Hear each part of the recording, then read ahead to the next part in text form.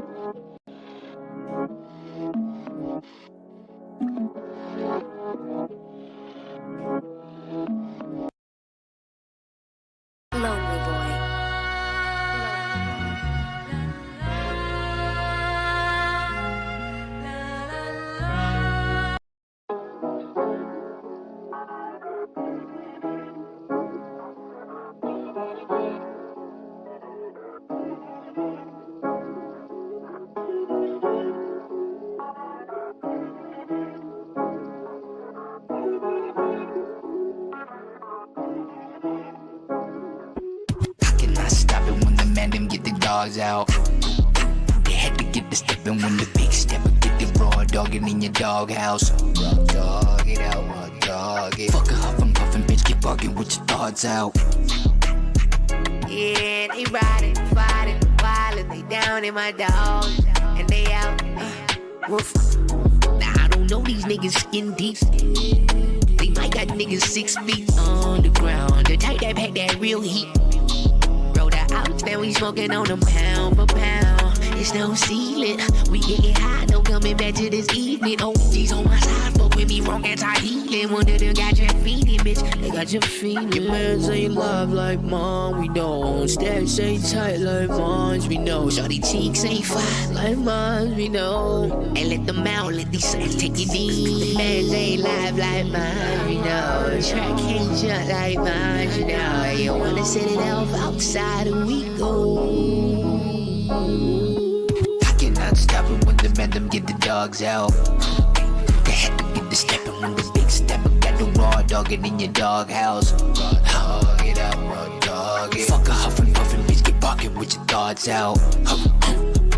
Yeah, they fighting, they wildin', they down and they riding. My dog, my dog, my dog.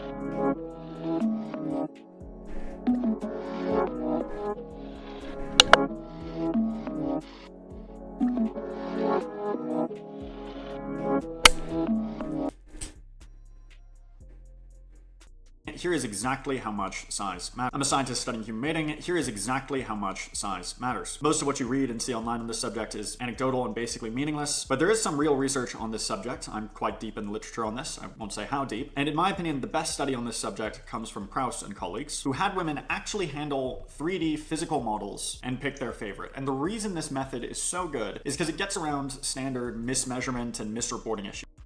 Like, a woman might say in a pen and paper survey or in a conversation that she prefers 8 inches or 3 inches, but the problem with just asking is that you don't know that she knows how big or small that actually is. So unlabeled 3D models that you can physically interact with, that's really the gold standard here. And in this study, women selected on average, obviously there was a lot of variance, but on average, they selected 6.3 inches for a long-term relationship and 6.4 inches for a short-term relationship. That's 16.2 centimeters for those who think in that system. Now, you might be thinking, well, Mackin, that sounds kind of average, but men are very generous when estimating themselves, and women are somewhat generous when estimating men as well.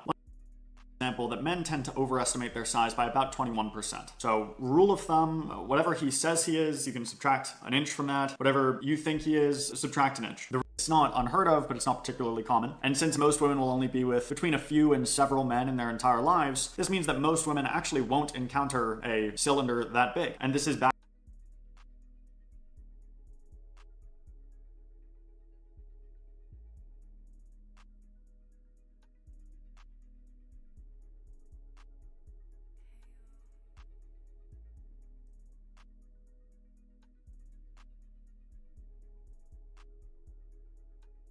My shit been muted, fuck. Why y'all say nothing? Alright, cool, nah. I'm restarting this bitch, man. Huh? Yo, I said a lot of good shit. I cooked. I ain't gonna lie, I cooked, bro. But anyway, no. So we're talking about the fact that, you know what I'm saying, how size matters. Let me see. Let me just read that. Circumference cylinder. Wait. The vibe is now fucked. Feel me? Because now I gotta get out of OBS to check this shit out. Okay, cool. Hold on. So, according to women, how size really matters. Alright. I don't know why he doesn't put it here in the beginning, bro. Chill out. Watch out, nigga. Yeah, how much size matters. Hold on. Before we get into this, actually, I'm finna just break down, like, my little theory, my little speculation, my little, you feel me? I feel like, yo, the bigger it is, though, they don't be fucking with it like that. You know what I'm saying? Like that huge things. I feel like by the time that they're into that size, that version of a size, right? I feel like by the time that they hit that, yo, it's over. It's like when a nigga has a drinking problem. By the time this nigga goes to work and he cannot go to work without like taking a shot or two, or cannot go to, you know what I'm saying? It's over. That's how you know this nigga is done. You feel me? This nigga, like, literally alcohol is their lifeline. So, like, that's the same thing with, like, hoes that be preferring the biggest. You know what I'm saying? The biggest size. The biggest cylinder. It's like, come on, bro. That's, like, not humanly, like, healthy. You feel what I'm saying? Like, it's vaginally unhealthy. It's mentally unhealthy, psychologically, all that kind of shit. Because obviously I feel like the more that you do it, the more it gets used to that stretch that it reached. You know what I'm saying? The last time they smashed. So I feel like, you know what I'm saying, the more you do it in life, the more and more it stretches, and the more you have to satisfy yourself sexually when it comes to like the pleasure of it, not like, you know what I'm saying, the violation of it, the pleasure of it, right? You need the biggest shit. And it's like, at that point, okay, number one, it points out the fact that right? It points out the fact that you probably was sexually violated, of which that shit is crazy, right? It's not good. So you was sexually probably violated. So obviously the sexual activity that started before it was supposed to start, which aka it was a violation at that time, right? That shit, like, but it made the whole like kind of gape a lot more. So you know what I'm saying? You, by the time you prefer that kind of shit in terms of like what you desire, you feel me, as like a craving, bro. If you desire and crave the biggest shit, no, it's a problem. But now I feel like, yo, the more normal shit, homie right here, he pointed out the fact that, you know what I'm saying, 6 inches for the long termers. Women who prefer long term, like, it's like 6 inches, that's what they prefer. And then short term is like 6.4. You feel me? So that 6.4 is a little snack. It's a little bite. That's what it has to let you know. You feel me? So, damn. That's like, and he said like that's like around 16 centimeters, things like that. I don't know. That's like the average that is actually, I won't say healthy, but according to me, that's like the healthy size. Like in terms of women, pause, no TOS. I would not know. You know what I'm saying? This is for research purposes. Okay. Okay. All right. Yo. Do I gotta repeat that to some people? Research purposes only. Okay. Okay. All right. Take a seat. Sit your ass down. Yeah. No TOS. Okay. Okay. Okay. Okay. Right. So that's just like my quick little summary. Exactly how much size matters. Very generous. Yo, so actually those were just the 2 pointers that I just wanted to point out, is the fact that the 6 inches is for the long-term game, you feel me? And on average, it's what's preferred in terms of, yo, this is mine. Bro, I'm not even like this example, like mine, like me in this scenario, like the woman. You know what I'm saying? Like I'm just putting myself in the, it's not me, like not mine, like me. Bro, let me just get the fuck off of that. You know what I'm saying? But I'm just like pointing out that's what he covered before I realized I was actually muted. My fault, y'all. When estimating themselves, and women are somewhat generous when estimating men as well. One study found, for example, yeah, so they overestimate they man's and then 1%. So rule of thumb, whatever he says he is, you can subtract an inch from that. Whatever you think he is, subtract an inch. The real average in a meta-analysis of 17 studies was 5.16 inches, about 13.1 centimeters. And while it's feasible that that number could be off, it's not going to be off by a lot. And if you look at the distribution here, 6.3 inches would be about 95th percentile. If you're walking down the sidewalk, it's about as common as seeing a guy who's 6'2". It's not unheard of, but it's not particularly common. And since most women will only be with between a few and several men in their entire lives, this means that most women actually won't encounter a cylinder that big. And this is backed by the same study. They also had women select the biggest that they'd seen in the wild and the smallest that they'd seen in the wild to get an idea. And you can see that most women hadn't seen that big, which is quite interesting because again, you hear 6.3, 6.4 and you think, oh, that preference, you know, it sounds really modest, really reasonable. But then you realize that in this sample, women were selecting a preference for a size that was bigger than they had ever encountered. It's pretty interesting. And again, a lot of you are going to be surprised by this. If you haven't measured from the top side with a ruler, you really have no idea. And for circumference, it's a similar story, right? Women preferred 4.8 inches for long term. Damn, from the top side though. Shit, from the top side, damn, might knock off a few inches, you know what I'm saying? Because you get the niggas that, you know what I'm saying, the people where it bends like that. You know what I mean? So if you, well, check it out, right? Check it out. If it depends on the bend, really. Look at me. If it bends, right? If it bends like that, like you standing up straight, like, okay, you're standing up straight this way. You're standing here, right? And then you know what I'm saying? Your stick, your pipe. If it bends that way, like down like that, you know what I'm saying? It could appear longer because now you gotta hold the measurement like, you know what I'm saying?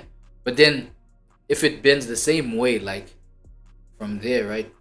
Say this is your body, and then it bends like that, and then you try to measure, from the bottom. You know what I'm saying? That curve, that curve there, that curve is gonna make it seem like it's shorter, right? Now. This is your body, right? And then now let's say it curves. This is your body. This is your stick. This is your stick. This is your body. This is your stick. Let's say it bends. You know what I'm saying? This is your body. You're facing that way. This is your body. This is your face. You're facing that way. Your stick bends that. You know what I'm saying? And then now you gotta hold the ruler like on top. Yo, it depends on the angle. I feel like the angle is what like niggas, you know what I'm saying? You know what I'm saying? You know I be cooking, bro. You know I be cooking. So I feel like, you know what I'm saying, don't be too insecure because even when you go into work, because I'm trying to keep my content clean. I'm not trying to say, even if you again, you know what I'm saying? Even if you well, okay, I can say smashing. So but okay, yeah, let me say smash. So even if you smashing, right? Your girl is catching an angle, because obviously you changing angles, you switching position, right? You're changing angles. So she might catch an angle that really like, yo, shit feel long, bro. Shit feel so long. It feel eternal, boy. It feel, you know what I'm saying? And then there's like angles where it's like, bro, the fuck, you just busted on the thigh, bro. You ain't even got the head in. Like, you know what I'm saying? Like, what the fuck? And you was at work though, like you were going crazy, but you know what I'm saying? Term, 5 inches for short term, about 12.2 centimeters and 12.7 centimeters respectively. And again, might not sound big, but bigger than the average man, which is about 4.59 inches. Oh, the average man is 4.59. The average man is 5. Or 1166 centimeters. 0.66 centimeters in circumference. So the big picture. Oh damn, hold on. Alright. Here, if you step out and look at it holistically, is that most men are. Yo, do you believe this nigga? Let's see if he's a real scientist, like I'm saying, cause if that's the case, boy, come on, bro. Yeah, I'm saying, I got some stripes in this bitch. What? Look, man, sometimes science can validate some shit that you may be like feeling insecure about. I ain't gonna lie. Science can validate. You don't need to go smash a bunch of chicks for them to be like, yeah, you do got the longest. Yeah, you do got the greatest. Yeah, you do got the most worthy. You feel me? Yeah, you do got the cleanest. Yeah, you do got the, you know what I'm saying? The most competent.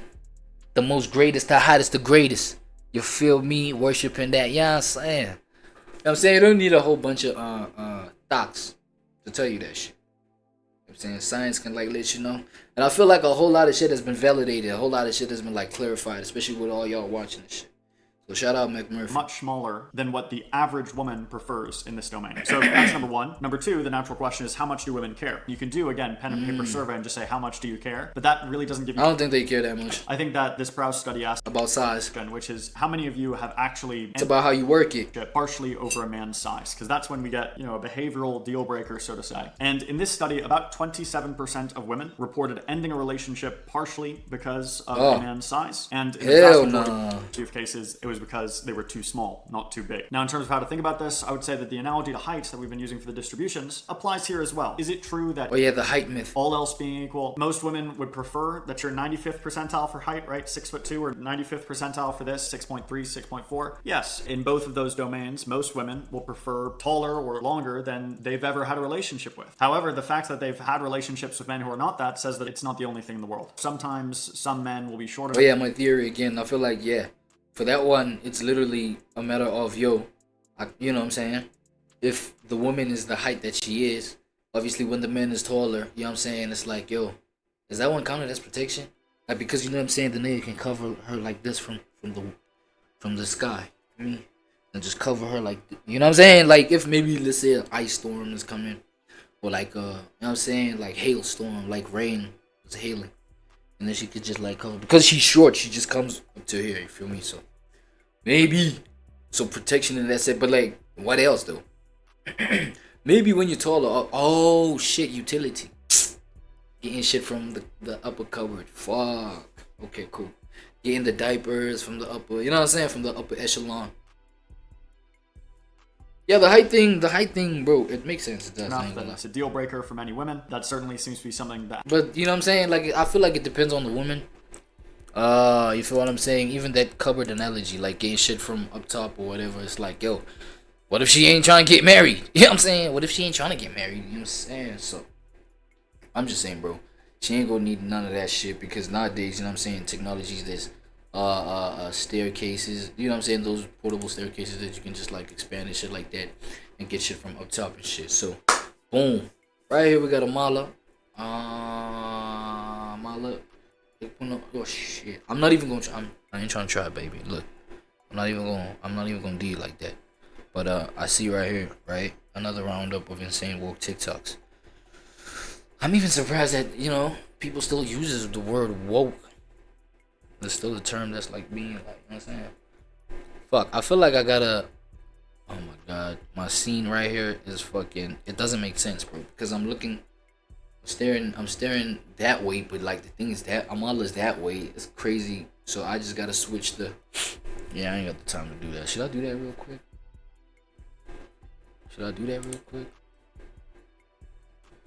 Quick second, y'all. Shit real quick. Switchy. Okay, wait. I think it's gonna be weird though. How is this shit gonna chill? Because I ain't trying to fuck up the vibe. Oh, okay, wait, no. Let me just bring this like that. Okay, what's the other one? Bring that lower right there. Ooh, okay. I think it works. But she gonna be on top of my. Okay, she gonna be on top of my face. She gonna be sitting on my face. You know what? I don't even mind it though, cause you know what I'm saying. I mean, y'all, you know what I'm saying. Okay, my bad. Hold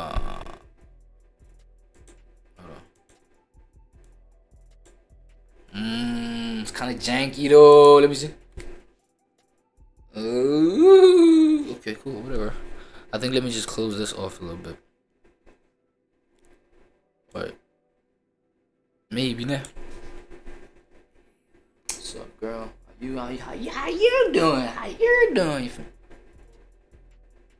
But now I'm looking at the wrong. Hold on, man. I ain't even seen that. Hold on.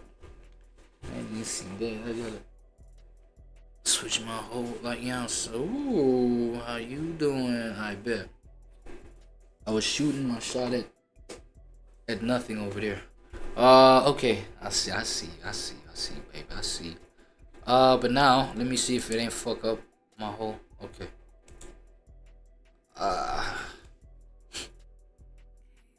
Nah, but this one on some vibe. It has to be different. At least something gotta be different, y'all. Hold on. At least something gotta be different, bro. Right? I'm right, I'm wrong. I'm right or I'm wrong. Let's see. I bet, dude.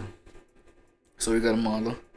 I'm gonna try practice that last name before I you know what I'm saying, before I say it with the chest.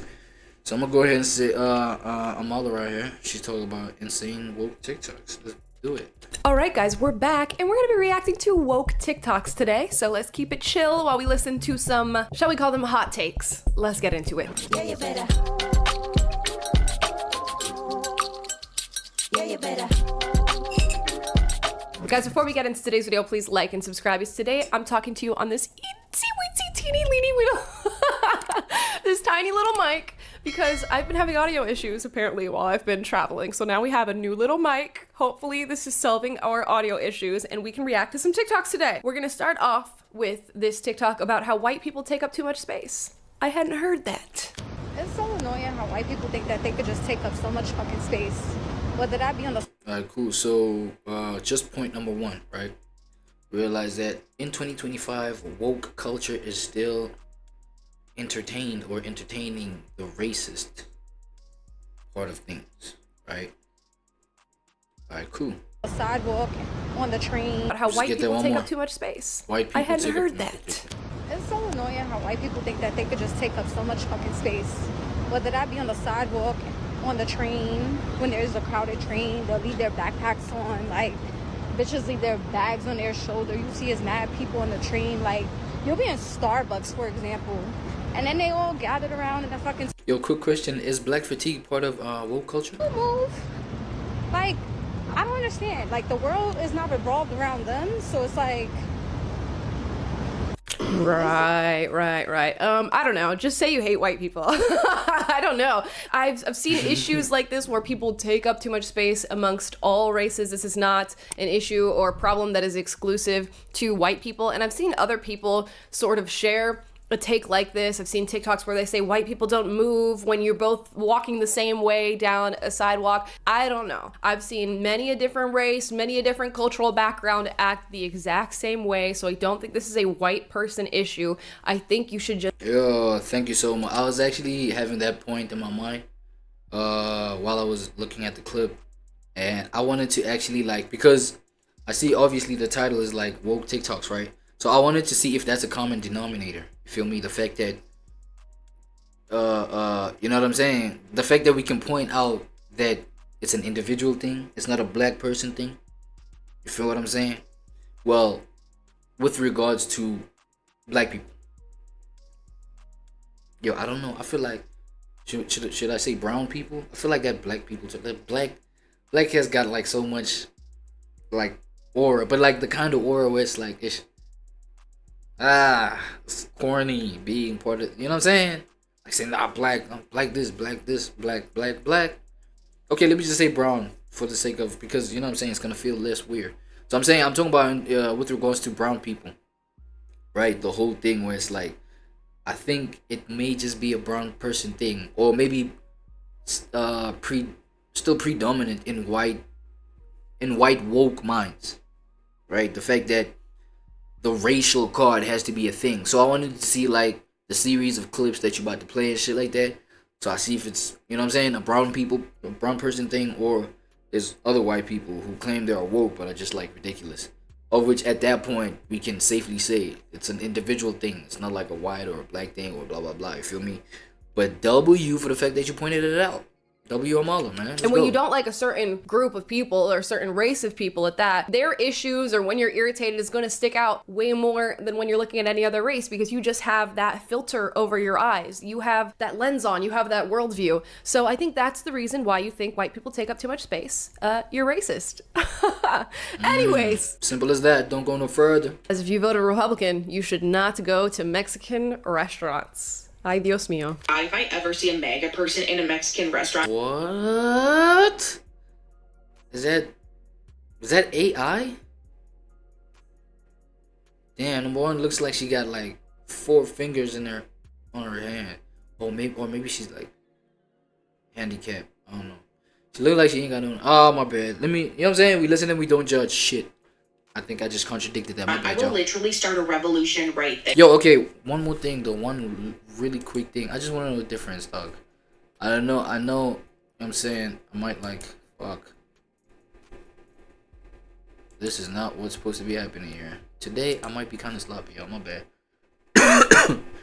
But, as I'm fixing this, y'all, I just really quickly.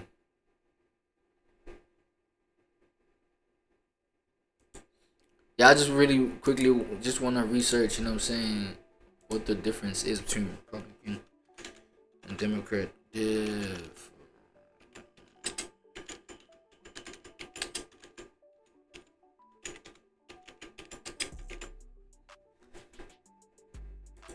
Republican and democracy. Oh, because, you know, we got a democracy, so that's why. Oh, democracy is the way that we work, okay. And then republic. No, hold on. But when they say Republic of South Africa, but then we're under a democracy. So Democrat versus Republican. Like, what's the, okay, let me put it in that term. Republican versus Democrat. Let me put it in USA, right? Cause I've been curious today, I ain't gonna lie. In the political system of the U.S., Democrats are largely associated with liberalism, a political system based on belief in progress. Okay, moving with the times, considering what trends are like, finding value in what current trends have to offer and shit like that. Free thinking, free speech, like what is the current temperature of society, shit like that. A big consideration on that part of things, right? Alright, cool. While Republicans are associated with conservatism, a political philosophy based on tradition and social stability. Oh, how things have been run. The old ways are still the true ways. The beliefs. Oh yeah, so traditionalism, beliefs and positions of political parties change over time, so it is not always accurate to the. Okay, cool. But I get the idea. Okay, cool. You know what I'm saying? Clarity. There. Thank you. Because you cannot Not to go to Mexican restaurants. Ay, Dios mío. if I ever see a MAGA person in a Mexican restaurant, I will literally start a revolution right there. So is mega associated with what is that? Liberalism or conservatism?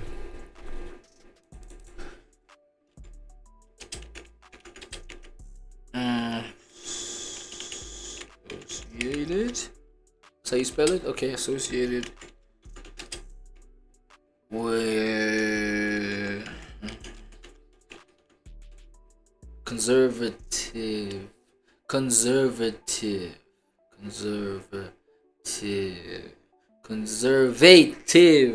Conservatism. Is that a word, bro? No. Conservatism. Make it conservatism. Oh, conservatism. Hey, conservatism. Okay, my bad. Conservatism versus mega conservatism. What the fuck? Is it conservative or liberal, bro? The mega joint. You feel me? That whole philosophy. Ideology. Okay, conservatism is an ideology emphasizing traditional values, blah, blah, blah. Okay, so since mega was like, you know what I'm saying, some Trump shit. Trump is more progressive, right? So Trump is more liberal. What are we talking Because about? you cannot. Did not go to Mexican. My bad, yo. Ay, Last Dios time mío. was, If I last ever time. see a MAGA person in a Mexican restaurant, I will literally start a revolution right there. Because you cannot tell me that you voted for people who, whether they are citizens or not, to get deported out of this country to Mexico, and also voted for tariffs against Mexico, where we get a large majority of our So that's like traditionalist thought, right? avocados, to just So mega traditionalist. Mexican restaurants. Conservative. You voted that way. You cannot go with your little girly pops and get chips and queso and margaritas and be like, this and girl time. Like, no. You don't get to do that. You lost that right to do that. You do not get to enjoy Mexican food, Mexican culture, anything related to Mexico. Oh, If you yes, voted, that makes sense. if you voted for Donald Trump, you do not get to enjoy an all-inclusive resort in Tulum or, I don't know, fuck Alright, but obviously that has a lot of ignorance to it, I ain't gonna lie. Mexico. You do not get to do that. You should not be allowed to do that. I think Mexico should be able to pull and see how did you vote. And if you voted for Donald Trump, you are not allowed in their country because you do not get to benefit off of Mexican culture and Mexican experiences, including Mexican travel and vacations, when you voted for Donald Trump. You don't. You can't vote against people and a culture that you want to take advantage of because you're a rich white person. No, it's not how it works. Okay, so I do get the point she's making. It's a little bit giving who's gonna scrub your toilets, Donald Trump. It's giving that a little bit because when she's talking about Mexican culture, she's just talking about like food in Cancun and Tulum. But I get what she's saying. A lot of people have Mexican experiences by going to Mexican restaurants and I guess vacationing in Tulum and Cancun. Now, it's missing the glaring observation that there are Mexican individuals who voted for Donald Trump. That is correct. I don't know why you use a southern accent to say that, but there are. For real though? Wait, how can we make sure of that though? Indeed, Mexican people who voted for Donald Trump. In fact, he flipped the Latino vote like crazy this last go around. Are there statistics that can like show that? She have to say to that? When she says they're deporting people whether or not they're citizens or not, incorrect. We're just looking to deport people who are in this country illegally, and even more so than that, this administration is starting with people who are criminals in this country, and not just the civil infraction of entering the country illegally, but actually going on to commit crimes in this country beyond being in the country illegally. And there are plenty of Mexican people who came to this country legally or who were born in this country who, you know what, they agree with that. So can your girl still go to a Mexican restaurant with her girly pops and have a margarita? I think so. Next. All right, I don't know what this next one's about, but I'm sure it'll be fun. Let's watch. I've had this thought swirling around in my head for probably months at this point, but I've just now been able to really put words to it, and I want to tell you. You know, people these days are so fucking confusing, bro.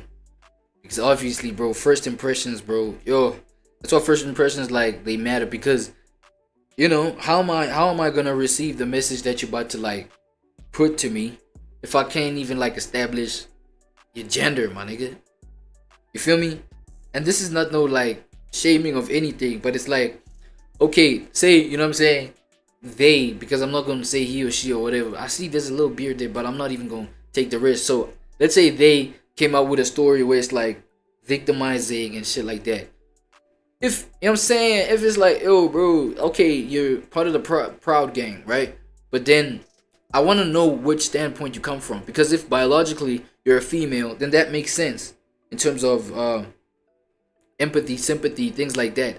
Females, it's easier for, I don't know, but that's like just how the human psychology and brain is set up, and that's how it works, right? So it's like, for the sake of that, bro, it will be easier for me to give you shit like sympathy and understand your victimization, understand your vulnerability. But if you're a guy biologically, and then maybe, you know what I'm saying, right now you're on the other side type shit, on some proud gang type shit, then it, you know what I'm saying? Sarah, how you doing? I'm good. Yo, you know what I'm saying? It's like, then I don't know, because with a man, bro, I feel like with a man, when you give even things like tough love, they can understand. I feel like it's just ignorance, bro, because let's say this one right here, right? Let's say they just not used to a tough love, like manly, masculine type of love. Maybe you just give them that, they'll understand life a little bit more. A lot of pressure will be lifted off and shit like that. You feel me? And you know what I mean, etc. So now, if I'm confused like this, I don't even know where to start. Real shit. I think one of the strangest things about living in America as a police state, and also one of the easiest things that we could just get rid of and would fix a lot of problems, would be to just not let officers take their police vehicles home with them. Like, what? I know that there is a police officer that lives in my neighborhood. You know how I know? Because they have their police vehicle in their front driveway all of the time. Stop giving cops the ability to use intimidation in their own home when they're supposed to be considered a civilian at that point. So a cop car is intimidating to you? I mean, I don't know that I necessarily feel strongly about this particular topic anyways. I think there are a lot of police departments or police stations where cops do leave their police vehicles at the station and then they go home in their regular car. Me personally, okay, if I'm living in a neighborhood and there is a police car that's parked a couple houses down or whatever, I am thanking my lucky stars, okay? Because I feel like I live in a place where if somebody was up to no good, you know, up to a little bit of tomfoolery, a little bit of mischievousness, okay? They might see that cop car and, you know, just hit the road, Jack. Yeah, so there's bright sides to it that they, you know what I'm saying, they missed. In my neighborhood, I guess this young woman feels intimidated by that because she believes we live in a police state, which is just something that I think has been just thrown into the air since Donald Trump got elected this last time around. Honey, we do not live in a police state. I don't know, do just a little bit of reading about police states at this moment and then get back to me on that one. But you're good. Next. Oh, this next one is bringing up little Miss Sydney Sweeney and her eugenics. Do you think with that previous one, it was just like ignorant paranoia? You know what I'm saying? It's ignorant paranoia. And then obviously it's like, yo, nah, you have to understand their POV, man. Come on, understand them. They're female. Hey, that's what they identify as.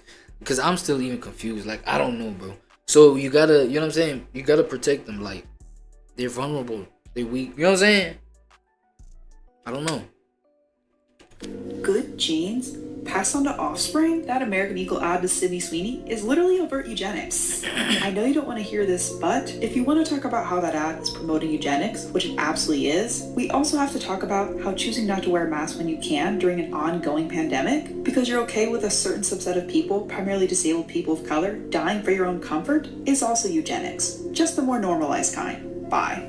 Whoa! I think that was sarcasm, though. It's like leftist inception, woke inception. We got multiple messages mixed in here. We started off with the good/great genes from Sydney Sweeney, which is not eugenics, and it's not a message promoting eugenics. You can check out my whole video that I did on that. I don't think I want to unpack that all over again. But apparently, if you don't wear a mask, that means you're okay with certain groups of people losing their lives, and that makes you a eugenicist. Do we really need to go through this whole song and dance? Again, you guys know how I feel about masks. Mask mandates. I don't agree with this young woman whatsoever. You're not a eugenicist, Nazi, white supremacist, or anything of the sort because you feel like the government shouldn't be able to mandate that you wear a mask over your face at all times. We went through this whole back and forth over masks and whether or not they work, whether or not you should be able to mandate that for people. We went through the negative impact of what wearing masks did for just human beings in general, but for children and their development. It's a whole ass mess. Wear one if you want to wear one. That's where I stand. Okay, next we're gonna stay on our Sydney Sweeney genetics thing, because apparently there was a second ad talking about genetics that people got all up in arms about. So let's watch. Look, I didn't ask to be the king of summer. It just kind of happened. This tan, genetics. I just got my color analysis back. Guess what? Golden summer, literally. Who the fuck's coming out with one next? They're getting bold. They were already bold, but they're getting fucking bold. Wait, let's classify the day. Holy shit.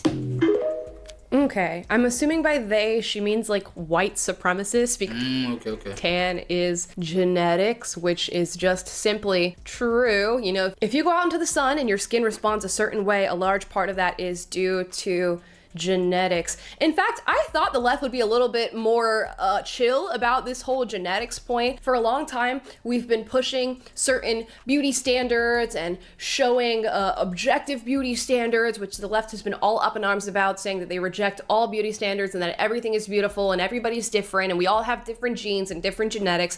But as soon as you start talking about somebody having good genetics, or when he says, hey, my tan is due to genetics, you know, I didn't do anything to get this, it's just genetic. You guys are upset about that. So which one is it? I'm confused. I don't know what you guys actually want. And of course, there's gonna be more ads like this because I think brands are just gonna start playing on the like fever of leftists whenever they see something like this, and they're just gonna lean into it more. I've never seen Sydney Sweeney in more advertisements than I'm seeing her in right now, and why is that? It's because y'all got upset. It's because you brought the pitchforks out, okay? And the little torches, okay? The more you do that, the more you're gonna see stuff like this. It's as simple as that. We got one more for you guys tonight, and we'll keep it short and simple. This one's only 10 seconds. Let's see.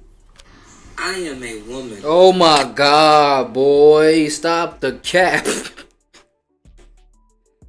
Yo, stop the cap. Yo. Chat, I'm not even judging, bro. I swear to God, I'm not even judging, bro. Oh my god, this nigga said with a lot of chest. Too. That's crazy. Say it with your chest, buddy. And I use the women's restroom. Oh my god, why? Get the fuck out of there, bro. Don't touch the fucking doorknob in the women's restroom. Please don't do it, bro. No, dog. Hold on. Do you think... Alright, man. Let me not comment, though. You know what I'm saying? You know, you see half of the face is kind of, you know what I'm saying? So, I ain't trying to even touch none of that. Hold on. Guarantee you.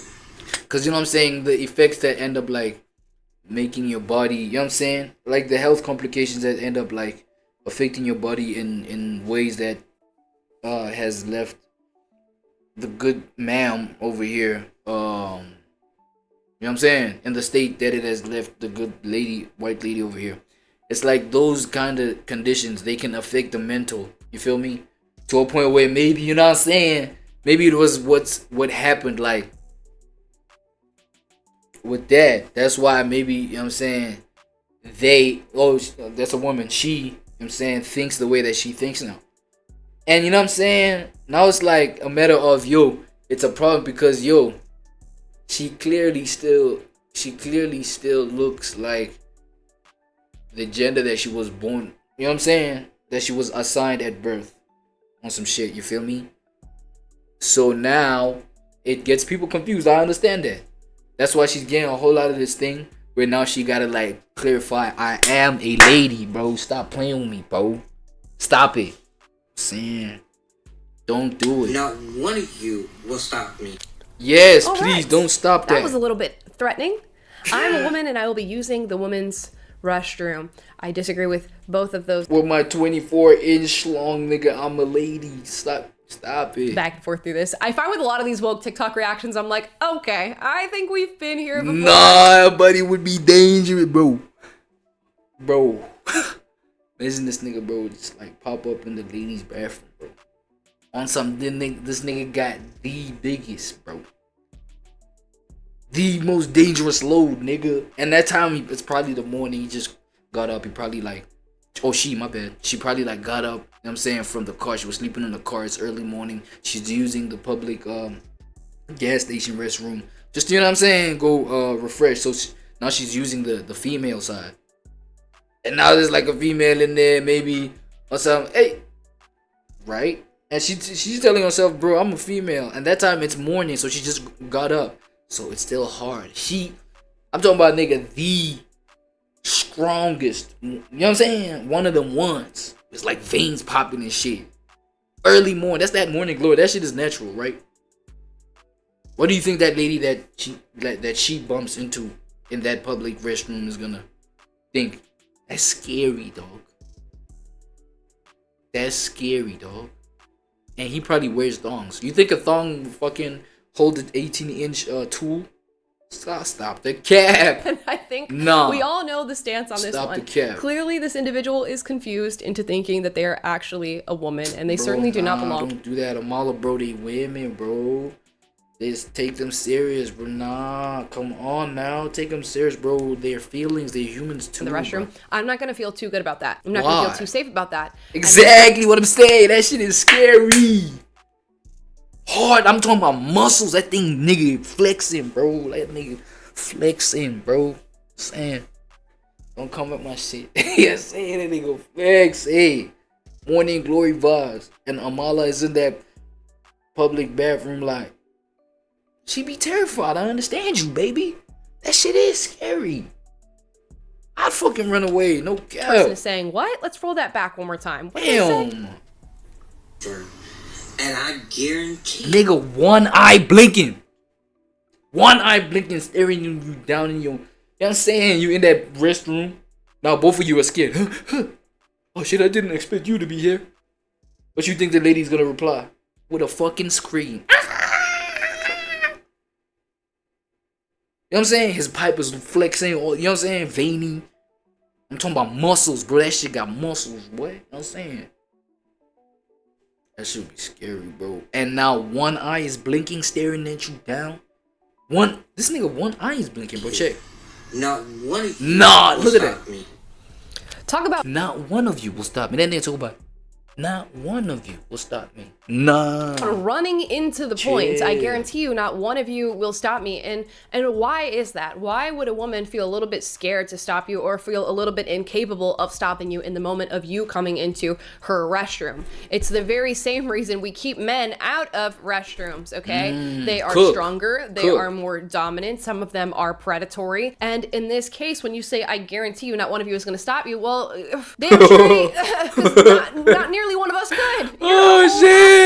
Oh, now damn. there would be some brave women who say, "Get the hell out of my bathroom," and I would hope to be one of those people in that situation, especially with somebody who's coming in with this sort of aggressive energy. What are we talking about? You're running into the point, and then it's completely going over your head. As did the concept of the gender binary, guys.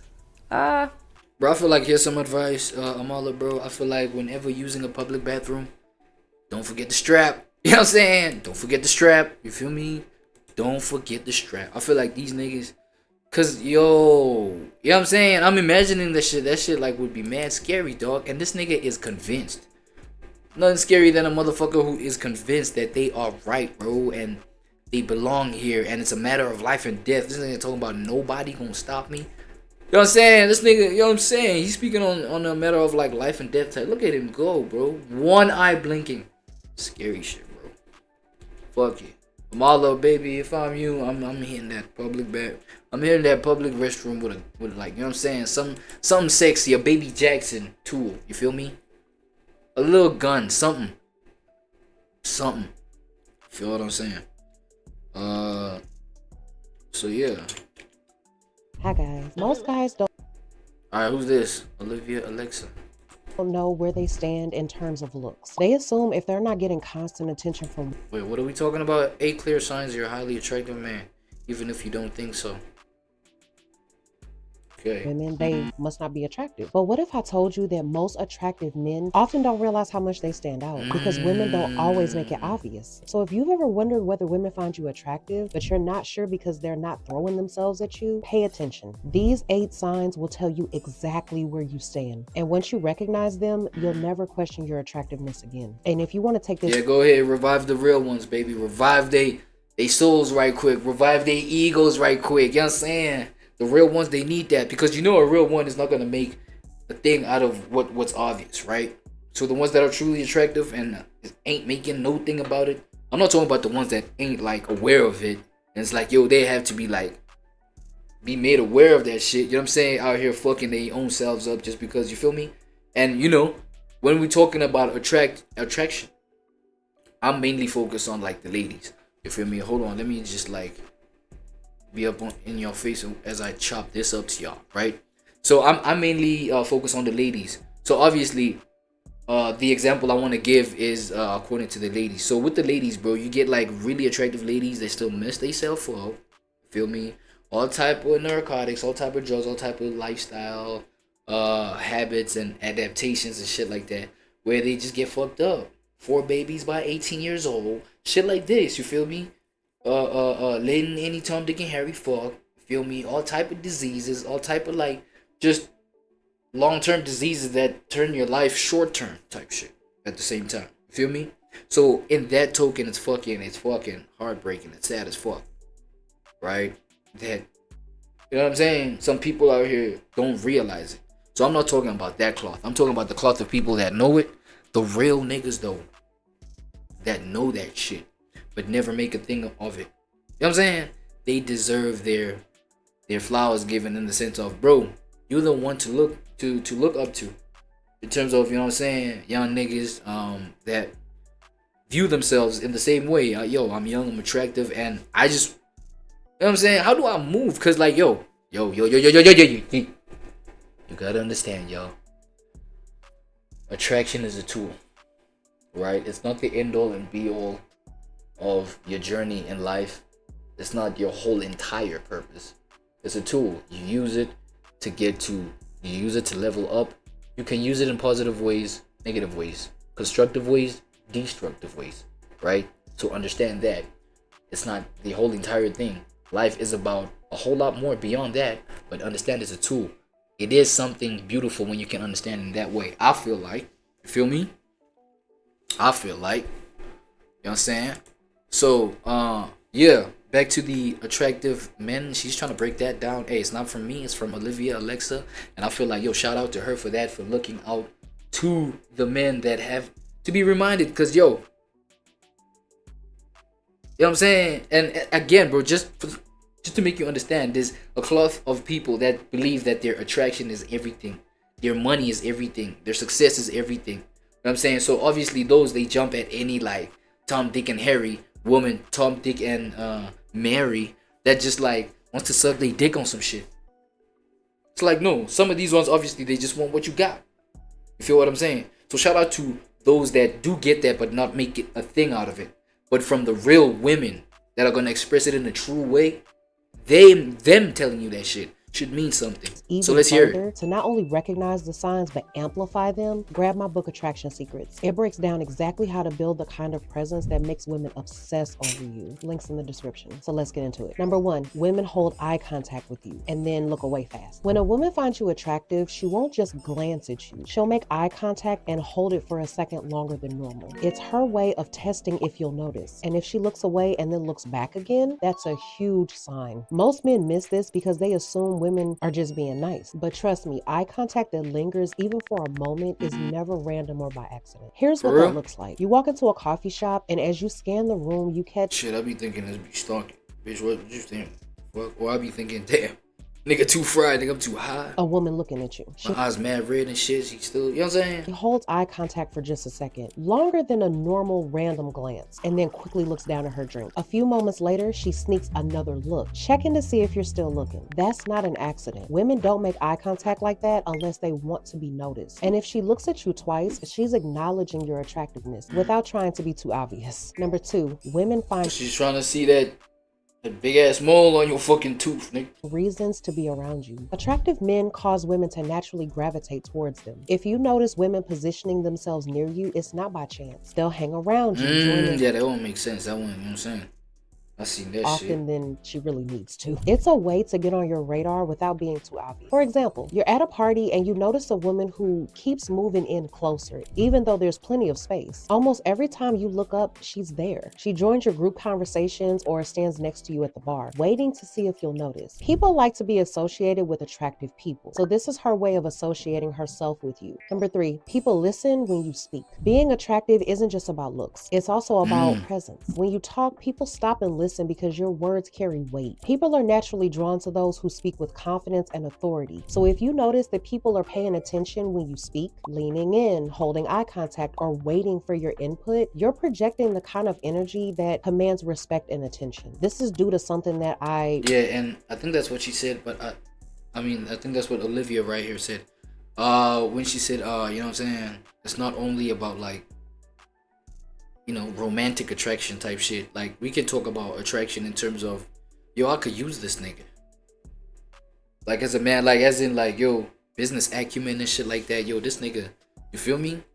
Let me step close. Let me see what you about, bro. Like, what you involved in type shit. You know what I'm saying? Like, on that tip, you've attracted another like-minded energy and like-minded force. You feel me? So that's attraction too. Type shit really tear apart. And I only edit that because, you know what I'm saying, I have, you know what I'm saying, like at the work spot, there's somebody with like really great leader qualities, dog.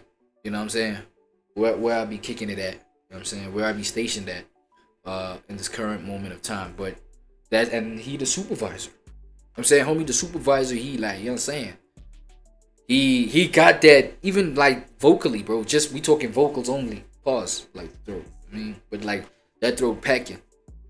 So obviously he be talking. He demand a room, eye contact, shit like that. He's not afraid of none of that kind of shit. So I'm like, yo, it's a reason why this nigga, like, you know what I'm saying, in a leader role right now. I really dissect in my book called The Halo Effect. The halo effect is a psychological phenomenon where people subconsciously assume that if you have one highly desirable trait, like being attractive, you must have other high quality traits such as intelligence, confidence, or leadership ability. That is always the question, especially when it comes to thoughts. Good manners, intelligence, and confidence. And because of this, attractive men often get more respect, are taken more seriously, and have their words carry more weight. People instinctively assume that if you look like someone important, you must be someone important. And the more you reinforce this perception by speaking with confidence, using deliberate pauses, and but here's what I want to point out in terms of looking like somebody important and automatically assuming that, you know, you are. I feel like that only makes sense, you know what I'm saying, for like men who want to probably attract opportunities and shit like that. It makes sense in that sense. Or let me just put it like, it makes sense in the sense where it's not attractive. And because why I say that, women cannot spot that easy. So you know what I'm saying, the whole thing of, okay, he looks important, he looks like somebody to take serious. Alright, cool. So buddy approaches you and then you take them seriously. Whereas, you know what I'm saying, that was just a facade. That was just on the outside. You know what I'm saying? The whole, whatever it is that attracted you to him, it was, you know what I'm saying, something that just exists on the outside. In the inside, he's like shallow. He's hollow. Ain't shit there but insecurities and demons and, you know what I'm saying, shadows and all that kind of shit, shortcomings and all that kind of shit, right? And then now you take that motherfucker seriously. You see what I'm saying? And then a whole bunch of like emotions, a whole bunch of connections develop, and then they gain momentum. And by the time you realize this motherfucker ain't shit really, my bad, shit, I want to stop the cussing. This neighbor really ain't shit. It's like, it's too late. Motherfucker done killed you, chopped you up, buried you in his backyard, what, all type of, you know what I'm saying? And it's like, yo, and we have a whole lot of those kind of situations where motherfuckers even, you know what I'm saying, damn, men, you know what I'm saying? A whole lot of men be just like repeating these things, and they be using it as traps to just like trap somebody that can't judge that shit. So that's actually crazy to realize. So I'd say it makes more sense, bro, on the side of like whatever it is that's you know what I'm saying, attracting somebody on some non-sexual, romantic type shit. Yeah, it makes sense to always assume that if it looks good, it must be good. But for the romantic shit, not always, because people will just use that as bait only. what I'm saying? Commanding the room, you reinforce your attractiveness. Picture this. You're in a group conversation, and when you start talking, the energy shifts. You notice people are focusing on what you're saying, and women in particular stay engaged, nodding and smiling or reacting to what you're saying. That level of attention does not happen by Or accident. laughing at any joke, weak joke even. Language. When a woman's attracted to you, They her imitate body you? subconsciously follows yours. It's a psychological response called mirroring, and it's a clear sign that she's tuned into you. If you change your posture, lean back, or touch your face, watch if she subtly does the same. This is because she feels a connection and wants to sync her energy with yours. A lot Or even imitating some mannerisms that you may have. of movements, even slightly. I heard that from AI, Google AI. Here's what that looks like. You lean against the bar with one elbow, and a few moments later, you notice that she has done the same. You take a sip of your drink. She picks up hers shortly after. If you start noticing these patterns, she's locked in on you without even realizing. Number 5, you get compliments on more than just your looks. Attractive men don't just hear compliments about their appearance. They usually also get comments about their energy as well. Women feel something when they're around him, and it shows in what they say. Instead of just, you're handsome, you'll hear things like, I like talking to you. You have a really nice voice. There's just something about you. You're different. You have such a confident vibe. You're so easy to talk to. I like how you carry yourself. These are not random. When a woman says things like this, it means she's already processed that you're good looking. Now she's focused on the details that enhance that. Number 6, you catch people staring at you. Attractive men naturally draw attention without trying. If you often catch people looking your way, whether it's women sneaking quick looks or guys sizing you up, it's a sign that your presence stands out. Most people do not hold eye contact, but those quick glances are their way of noticing you without making it obvious. Here's what that looks like. You walk into a room and you notice eyes shift towards you. A woman looks Yeah, I know about that. away once you catch her, or you catch the same person glancing at you multiple times throughout the night. It's not a coincidence. When you have that presence, people notice even if they try to hide it. Number 7, other men respect you or get competitive around you. When you're a highly attractive man, other guys notice, and they react in one of 2 ways: respect or competition. If you're getting a certain level of respect, Well, I'm and trying to. resistance, I'm it's thinking of because they something either see you fucking as a threat or funny, someone bro. worth God following. damn, it's like, man, come on, bro. Other men get competitive, even like with the bitches and shit like that. You know what I'm saying? That's where you get it, and that's when it should make sense to a lot of niggas. When a motherfucker, you know what I'm saying? Oh, you know what I mean? When another man is just like trying to take what you got on some shit. Hey, you attractive, nigga. Don't hate that shit. Take it as a compliment. You feel me? Yeah, get flattered. I ain't choking on that thing, nigga. Stop your. Man, come on, bro. Here's Talk some about signs. glizzies, bro. If y'all gonna continue with that glizzy talk in here, nigga, y'all can try next door, nigga. Go knock, you know what I'm saying? Go try some entertainment next door. I ain't gonna lie. You. They listen when you talk. If you're in a group setting, you notice that other guys actually stop talking to This shit hear make- what you're saying. This shit They make my copy your vape choke me style. out. A guy Shit. starts dressing or grooming himself like you, even making similar jokes or talking in a similar way. They introduce you to other people. If a guy respects you, he won't hesitate to include you in social circles and introduce you to others. They ask your opinion. In a group, men will naturally look to you for your input before making key decisions. Now, here's some signs that men see you as competition. They try to one-up you. You tell a story and then suddenly another guy has a better one. Anything you do, he immediately tries to top it. They get passive-aggressive. Backhanded compliments like, man, I wish I had as much free time as you do to hit the gym, or enjoy it while it lasts, are clear signs of insecurity. They act friendly with other facts around. Some guys will suddenly turn into the life of the party, trying to outshine you. They ignore you in group settings. Instead of engaging with you, they'll And they can hold you in group settings. Bruh. This happens because men instinctively recognize and acknowledge social dominance. And women notice that dynamic too. Number 8, people assume you have options. Ever had a woman act jealous before you even told her you were seeing someone? Or had a guy casually ask how many females you were talking to without you even saying anything about your dating life? That's not random. When a man is used to being wanted, it shows in how he carries himself. His confidence is not forced. His presence is not desperate. And people pick up on that energy instantly, even if they themselves cannot really explain why. Women in particular have a sixth sense for a man who's desired by other women. It's in the way you don't overly explain yourself, the way you don't chase validation, the way you expect attention instead of hoping for it. It's subtle, but it's powerful. This isn't just about looks, it's about social proof. The more desirable you appear to be, the more desirable you become. It's basic psychology. People want what's already wanted. Is it part of that manifestation thing? I bet you say that to all the girls. She's assuming you're naturally incredibly charismatic. You probably have a ton of women in your DMs. She's curious about your options. I can't believe you're single. She sees you as very high status and wants to know why. Yeah, those ones are obvious signs, bro.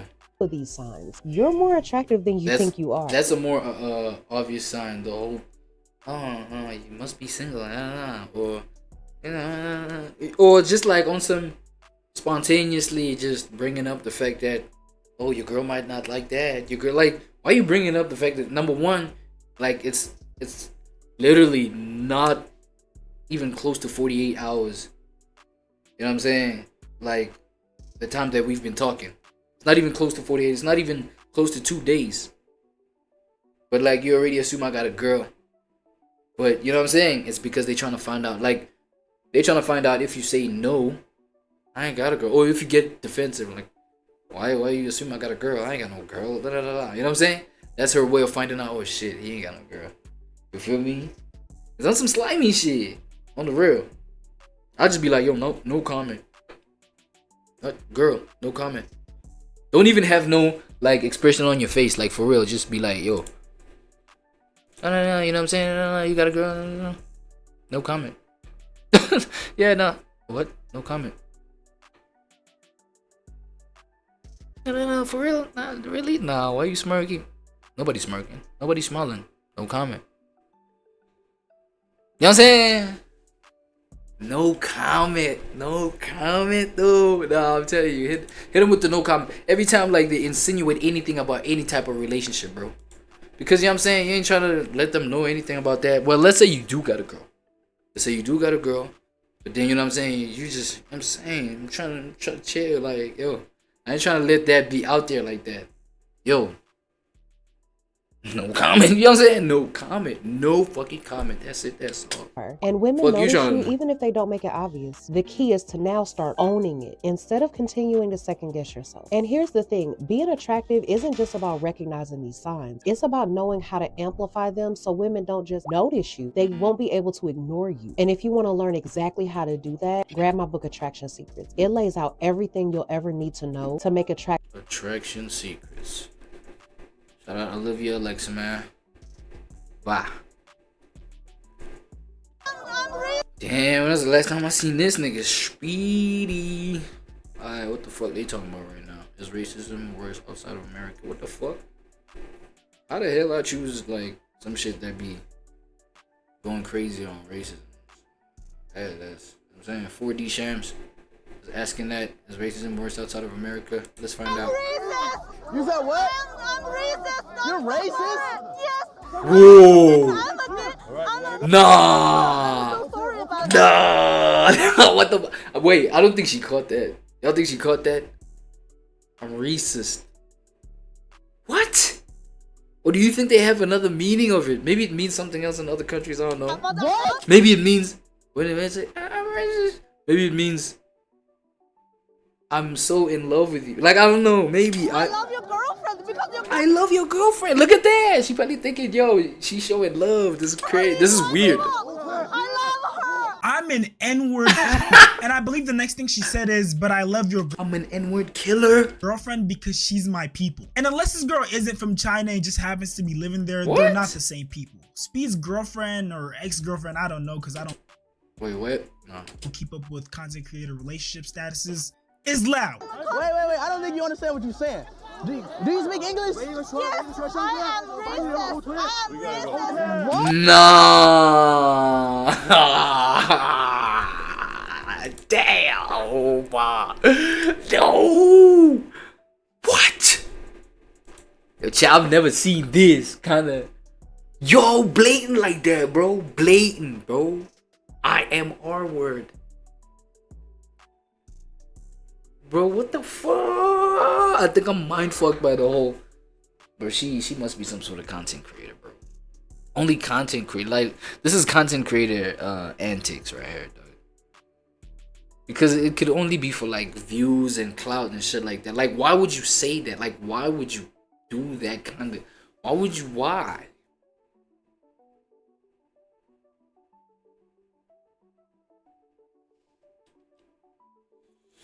This is crazy, dog. This is crazy. I don't even know how to feel. Like, because it's like, you know what I'm saying? With a smile on your face, too. Shit. Maybe that was just like a strategy. I'm like, yo, if I do it with a smile on my face, this nigga's not gonna wing, he's not gonna wild out, he's not gonna like sock me right here where I stand. Like, but I don't think Speed would sock him. Speed would just like probably hark on it on some shit. You know what I'm saying? Let me clicks, views. But he doesn't even need clicks or views or farming to happen for him to like, you know what I'm saying? Feel like, yo, I gotta do this. But you know what I'm saying? He probably would have just ignored it or whatever. If she was like on some aggressive, like, I'm racist, nigga, fuck you, what are you doing here? We don't want you. You know what I'm saying? But now, I love your girl so much, fuck you, I love you. Like, what are we doing? What are we talking about? And it's crazy because Speed still tried to give her the benefit of the doubt, but no, this was very intentional. She's obviously not an English speaker, so she probably had to search up those words and maybe even practice saying them. So she definitely knew what she was saying. And these interactions just keep getting worse, more racist, and oddly enough, more creative. Speed, this is for you. What is this? It's a content. Look. Cotton? Content. I never got gifted cotton. You on the Yeah. Why did you give me cotton? Yeah. W give, chat. It's my love. It's my love. W give. Out of all the ways they could have used their creativity. Whoa, Cotton. Yo, and that nigga Speed starts picking it. Oh my, picking Cotton. Yo, and look. It's Chinese people that are doing this, bro. Do you think it's their symbolism, like their, like, you know what I'm saying, their way of showing the world that, yo, we taking, y'all black people, bro, y'all think we out here playing games, taking all y'all economy over and shit like that, making shit cheaper where we at and competing with that shit, you feel me? And like getting y'all president out of our territory, fuck him and his tariffs and blah blah blah, you feel me? Like, yo, here's a bouquet of cotton, bro. This nigga Speed starts picking it. I feel like these two Asians right here, bro. They on some slimy shit. They trying to really like make a statement on some shit. Give me cotton. Yeah. W give, chat. But you know what I'm saying? Maybe it is more racist out there more than in America. It's my love. It's my love. This nigga like, it's my love, it's my love. W give. Out of all the ways they, and these niggas, they got cameras on them too, so they content creators. They probably really trolls. What is he about to do, bro? What? Work. What? Oh my god. What? What? Go work. Massa just told you to get your ass to work. Oh brother, this guy stinks! If you're gonna be racist and try to sell it off as a joke, at least let the joke be funny. So if you don't know who IShowSpeed is, he's one of the top streamers in the world right now, and currently he's going on a world tour. He goes to different countries, interacts with the people, eats their food, not only to explore the world for himself, but to also show his largely American audience what it's like. Yo, a streamer tour with, like, you know what I'm saying? Like, that's getting me real curious. Bro, make sure y'all sub up so we how do streamer tours go, though? That shit looks lit though too though. Videos coming today. And it's crazy to think that a black man can leave America, go halfway across the world thinking that he's gonna have a great experience traveling, just to be called the N-word and to be called a monkey in like 3 different languages. Whether it's Europe, Asia, Latin America, racism is everywhere. Shoot, we even got racism in Africa. And just for some context, and I know it's crazy, but I've met 2 racism is everywhere, buddy. Didn't know this. Although countries like Morocco and Egypt are in Africa, this is how the people look. Not everyone in Africa looks like me. I lived in Egypt for almost 8 years of my childhood, and this is exactly how the people look. But that being said, it's really sad to see that we got African on African racism just because of people's skin color. How long you are in Morocco? 2 years, 6 months. Okay, how is Morocco? You can tell that he got really emotional trying to answer that question because he probably had a lot of traumatic experiences in Morocco. If you are black African, yes, it's difficult to live here. Yes. Is there racism here? Moroccan, the mentality, the level of the mentality is very low. If they see the black African, they will think they are better. So high. They are better. They are better. Okay. So that's not the case. That's not the case. Yes, we're all African anyways. We are all African? Yes. Have you faced racism here in Morocco? You're black, you're dark. Oh, every day. Every day? Every day. Every day? Wait, where is Morocco, bro? My bad. Y'all know I gotta my Inspector Gadget self, man. Where's Morocco?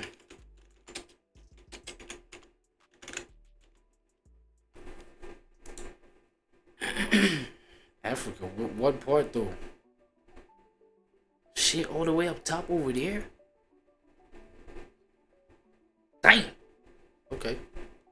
That's why I feel like that's why like this whole thing feels like it's separate from Africa. I'm not gonna lie. This incident feels like it's separate from Africa. Okay, but no. What the fuck I'm saying?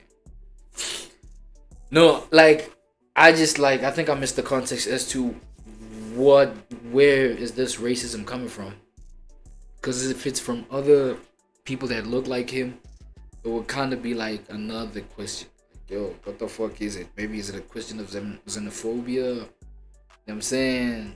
Other kind of harassments. I don't think it's like racial or some shit. Like this halawia. Oh my god. Even me, when I walk, they call me chocolate. Like, yes, you know. So the white people from there. What the fuck? No, look, bro. Everywhere, dog. Racism is everywhere.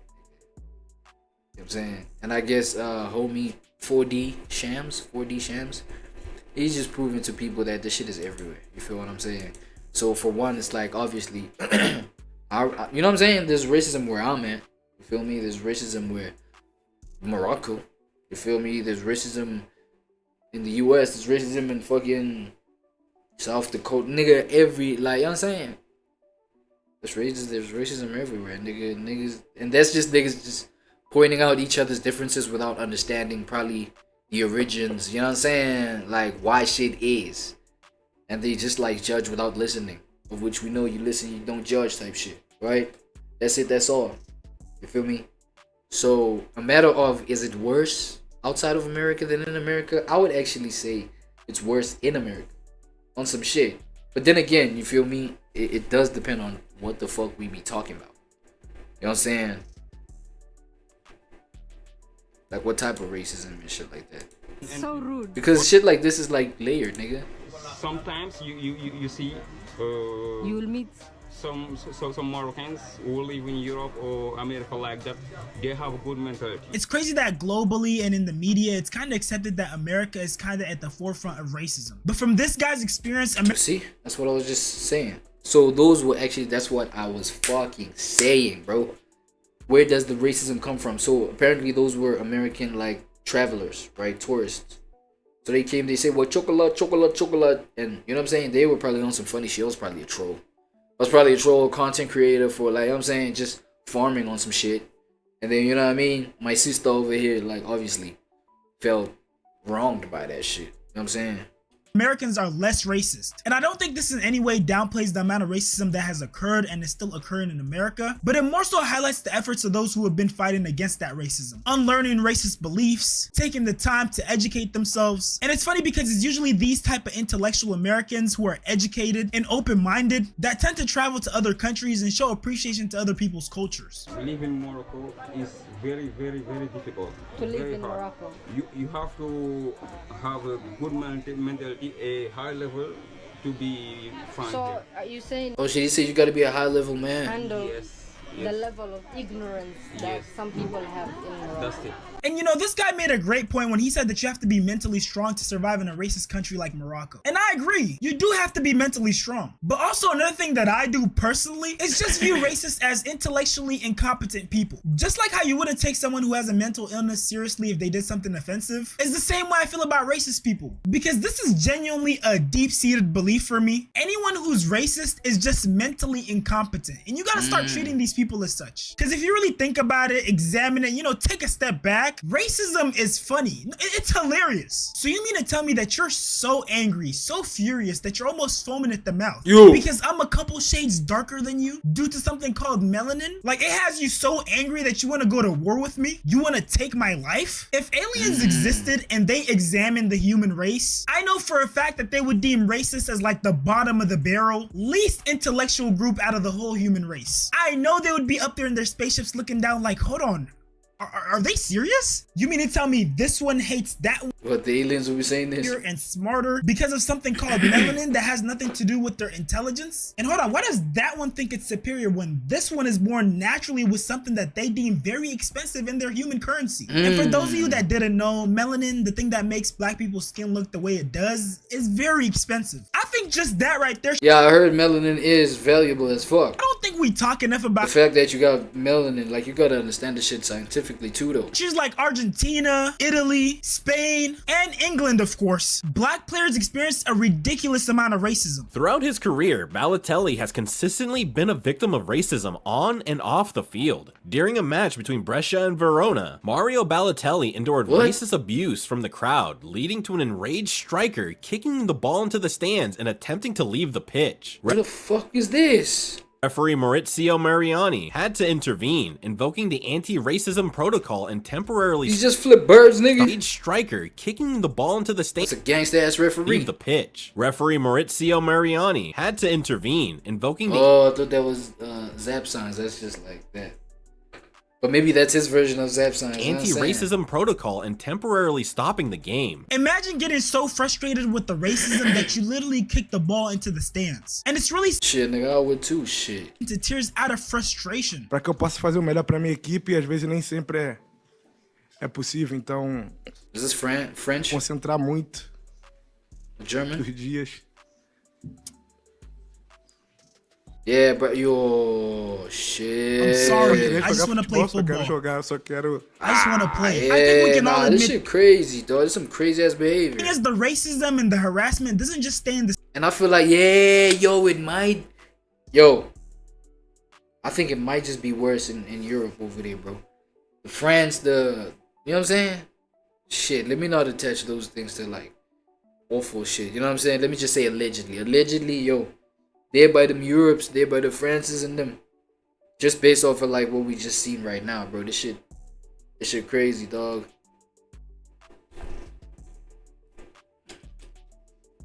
Someone made this racist.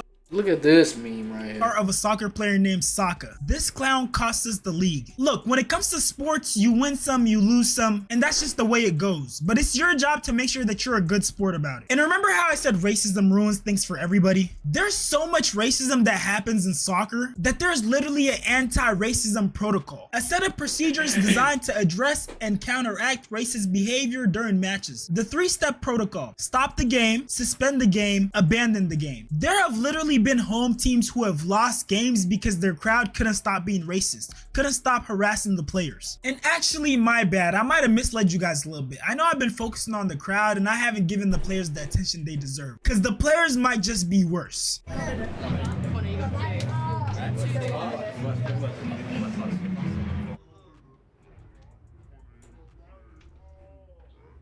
Oh, acting like you don't see this kid having his hand dead in front of you is insane. And then turning around and greeting the kid you already greeted. Leaving that kid hanging is crazy work. What? Comes to your competitors, you know, the other players. Not the kids. The teeniest atom of an argument, and that's me being generous. That in the heat of the moment, you said something that you didn't mean. But doing this to kids? Like, leave the little kids out of this foolishness, bruh. That little. That's what I'm saying, bro. For that for the rest of his life. And if there was any chance that he was gonna forget, it's gone now because this clip has gone so viral. But on a separate note though, let's go back to iShowSpeed. The great thing about him live streaming, the people in these countries treating him like this. Alright, cool. Hold on. I just want to point something out really quick.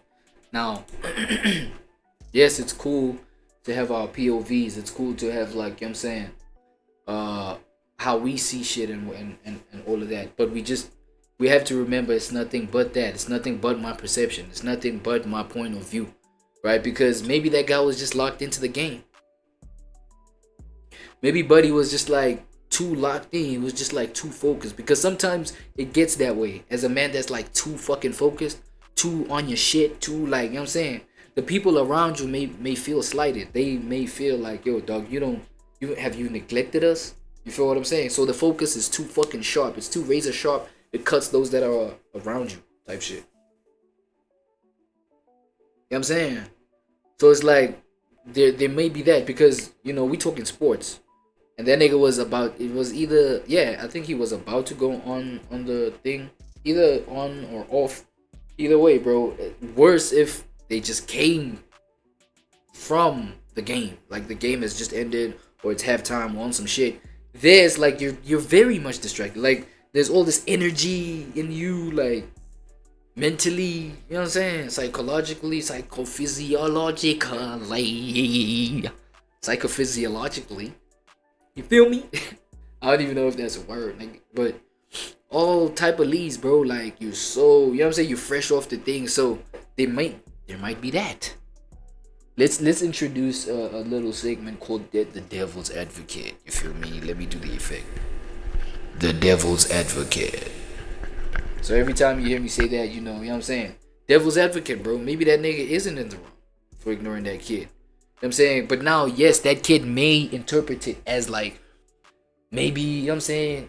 Fuck, maybe I'm not worthy of these niggas just like giving me a high five. Maybe I am bad enough. That's why my mom keeps shouting at me, telling me I ain't shit. Fuck. You know what I'm saying? It may reinforce those kind of thoughts in the child, which like may like re-traumatize and kind of gaslight the kid on some shit, on some angle. But you feel me? At that point, whose responsibility is it to make sure this little kid is not like scarred from this? You know what I'm saying? It's very tricky, it's very layered, but we gotta see the situation from all sides type shit. You know what I'm saying? That way we assume less harmful shit. You know what I'm saying? And therefore not, you know what I'm saying? We demonize people less. We can demonize, you know, people and situations less. This Shit. Who the fuck do that? or like this. Okay, here's another Devil's Advocate moment, right? There's another Devil's Advocate moment. This nigga is a streamer, we know that. And we know that, you know what I'm saying? He came off pranking a whole lot of people. This nigga, I heard even he would do pranks as serious as leaking Mr. Beast's number online and shit like that. So this nigga, and I'm just mentioning that to just expose his pranking nature. He's like, pranking is like in him, it's around him, it has to be around him. That was like one of the USPs. Yeah, unique selling points of like his whole journey, right? The whole, how he captures people. Pranking was one of them. So maybe a whole lot of his team, and maybe a whole lot of his team is white, right? So when they do these pranks, and maybe he get, you know what I'm saying? Whoever pranks him gets a real reaction out of him. Like, oh shit, like on some, yo, I think Speed is about to die, what the fuck? But that was just a prank.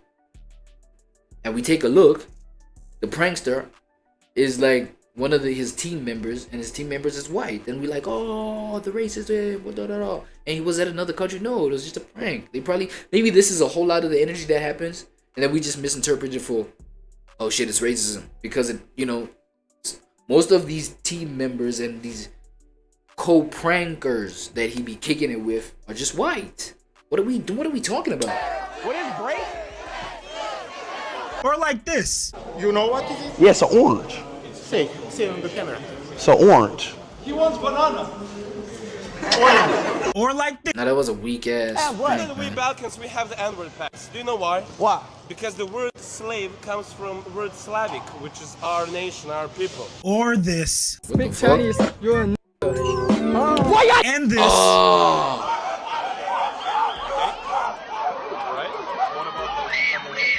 And this. Whoa, these is wild, bro. Level.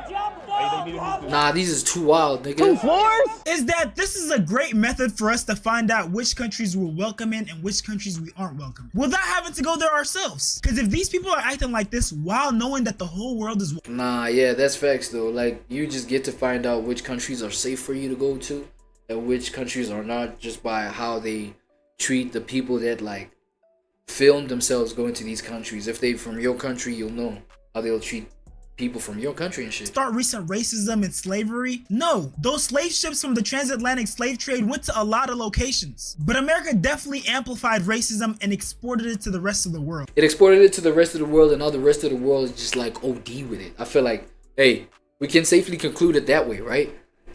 Y'all took it, y'all exported it to the world and shit like that, and then now it's like, yo, the rest of the world is just OD with it. They don't know how to act. They're acting out of pocket with it type shit.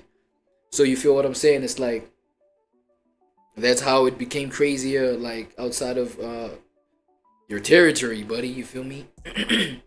So yeah, shit, it's crazy. It's crazy how, you know what I'm saying, people are still, you know what I'm saying, we still going through these racial degeneracies, bro. Like in 2025, bro, it's crazy. But you know what I mean? I don't know how the meaning of this whole shit is gonna like change and shit like that. How, you know what I'm saying? How we gonna take out the impactful meaning that racism has on like humans and shit like that, and all that negativity that comes with that type shit. You know what I'm saying? So damn. I ain't no black. No black. Damn, I feel like I fuck with this scene for what we about to get into next. Yeah, let me just. Alright. Let me chop it up on like this though. For our next shit. Okay, what we got? What else we got going on over here? Damn, it's been a minute since I kicked it on Bright Side, bro. My boy's Bright Side over here, man. Scientists finally understand where water came from. They finally understand where water came from.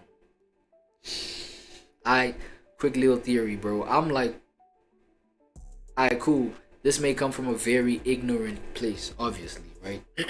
But I feel like, just like some elements of the universe, bro, water is an eternal element. It's eternal, bro. I feel like water is an eternal element of the universe. It's the never-ending version. It's like the sun, right? It's like the sun. It's shit like time. And by eternal, I just mean it transcends human nature. You know what I'm saying? In the sense that it transcends every person's life. You feel me? It transcends every human being's life. So you don't outlive the sun. The sun outlives you. And that's for every human being that lives. Right? So in that sense, it transcends human life. But humans keep reproducing, and the cycle of human beings keep going and going and going, while the sun also keeps going and going and going and going and going. So when we talk subjectively, and you know what I'm saying? Because you can only try and break these things down like in terms of like the subjective, with your own subjective mind. So in that sense, it's eternal.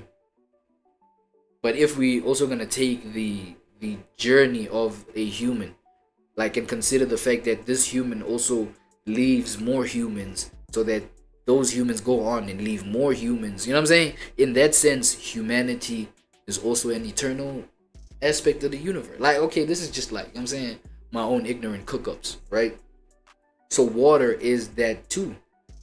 And then now trying to like break down where water came from. So I feel like we can either question where it came from in terms of like you know what I'm saying, like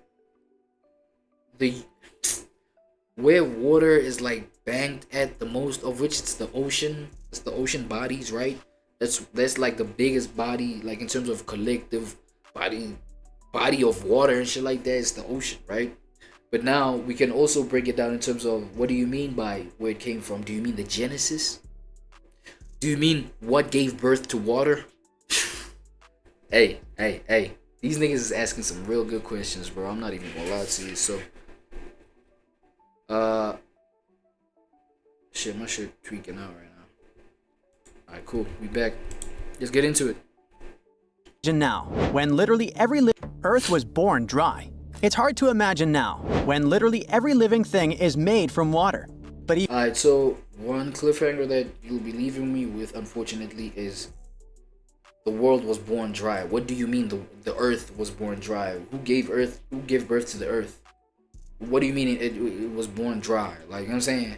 Even though I feel like, oh no, we started as just a let him cook. Scorched, lifeless rock, it turns out water on our planet was literally inevitable. And not just on Earth. Water is inevitable almost everywhere. For decades, scientists believed that it was an accident. Earth's water came from somewhere else. They believed it was accidentally delivered by icy comets and asteroids showering our planet. This theory is a bit weird, because it relies on random cosmic collisions.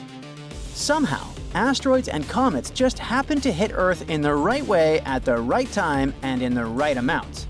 But there's no way it could form right here in the solar system. Earth formed way too close to the sun to hold on to any water, right? Nope. Recently, this team of scientists from the Paris Observatory has proposed a new theory. They used data from the ALMA, a super powerful collection of 66 antennas that act like one. and they noticed something strange: a young star called HL Tauri. HL Tauri is essentially a newborn in stellar terms, being less than 100,000 years old. Plus, it's not very distant, situated just about 450 light-years away from us. Astronomically speaking, that's akin to having a neighbor. Another thing is like, yo, how do they know that that star was?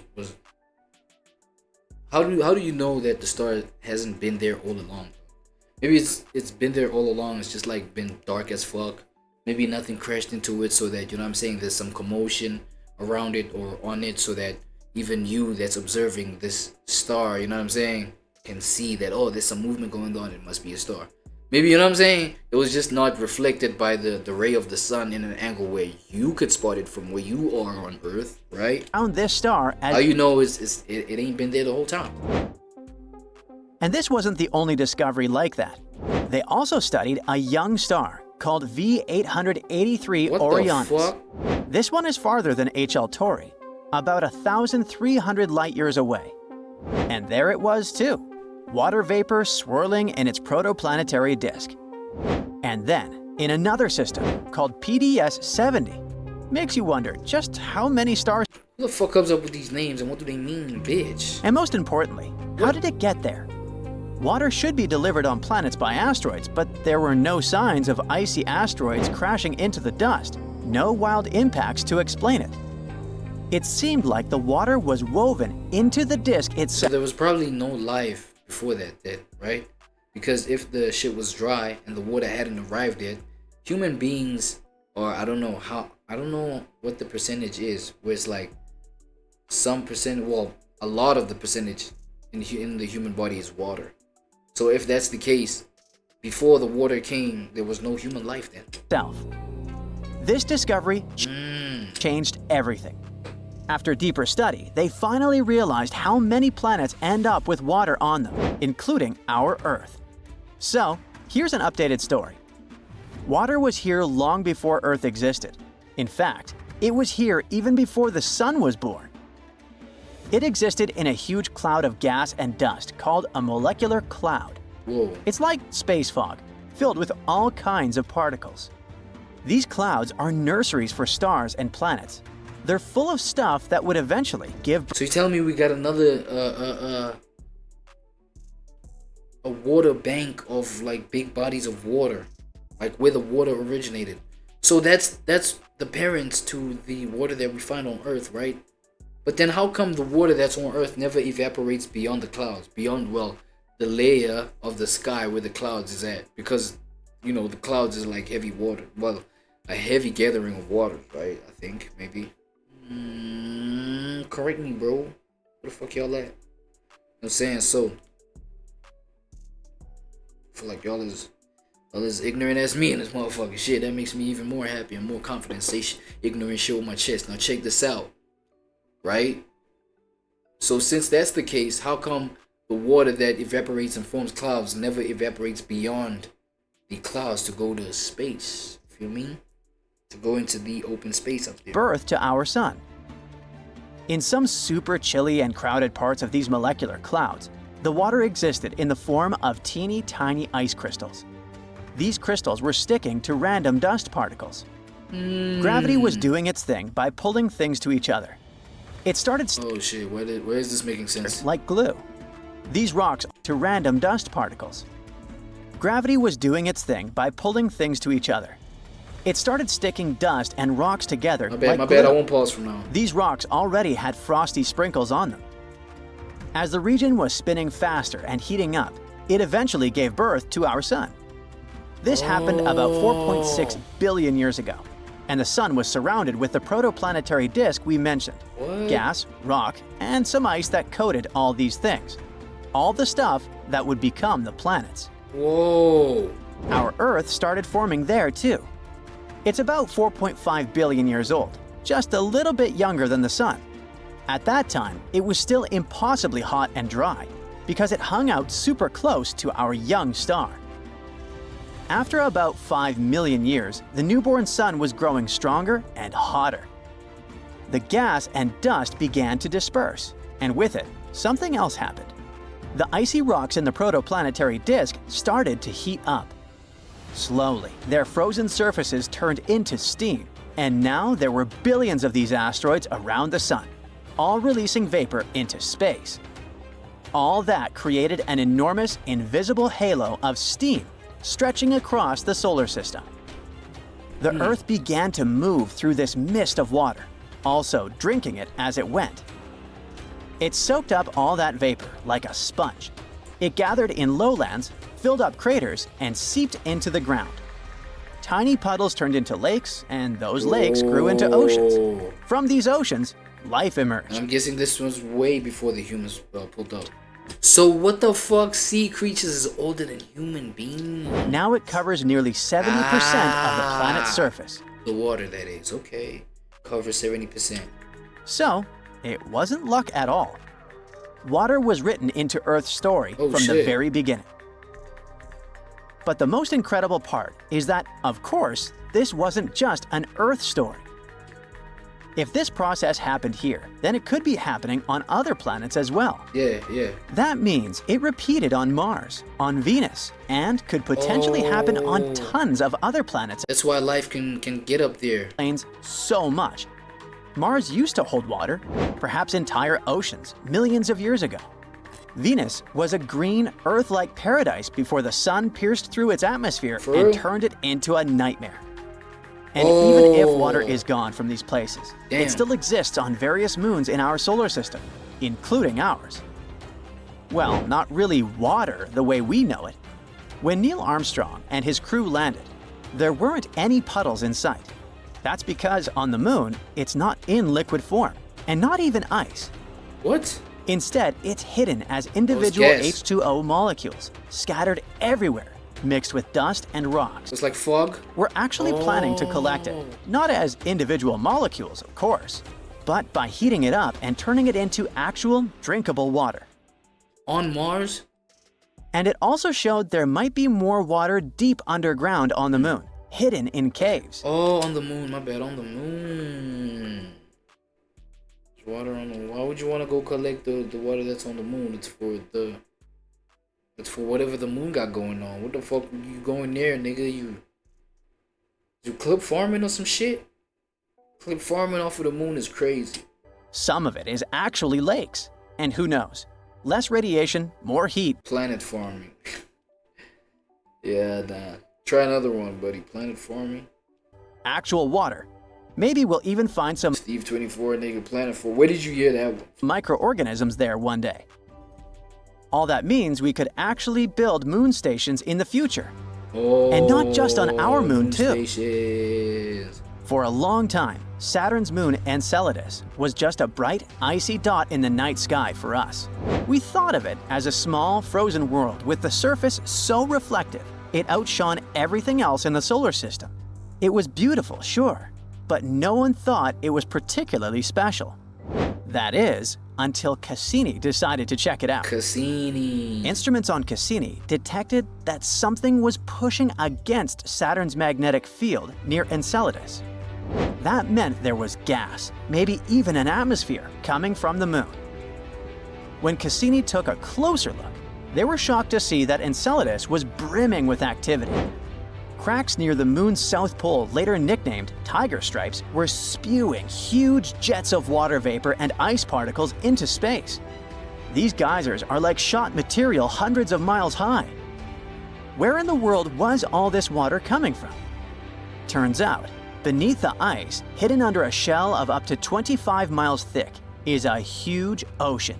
A salty, liquid sea covering the entire moon. Yo. We later discovered that there might be a similar underground ocean on Jupiter's moon, Europa. Water is a key ingredient for life as we know it, which is why scientists are always searching for it beyond our planet. Finding water around other stars means those places could potentially support life.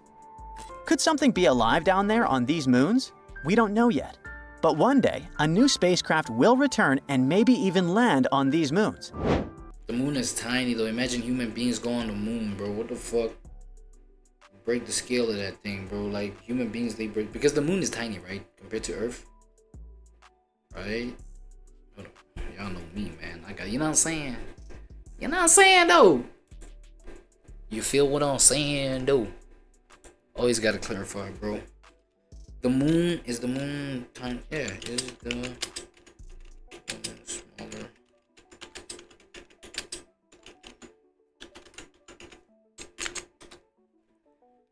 Yeah, okay. Oh, it goes in there 81 times.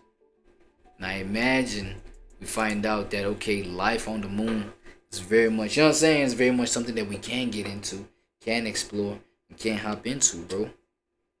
You gonna fucking break the moon, facts. Importantly, these moons could be great for us to build space stations. Look at that. For us to build space stations.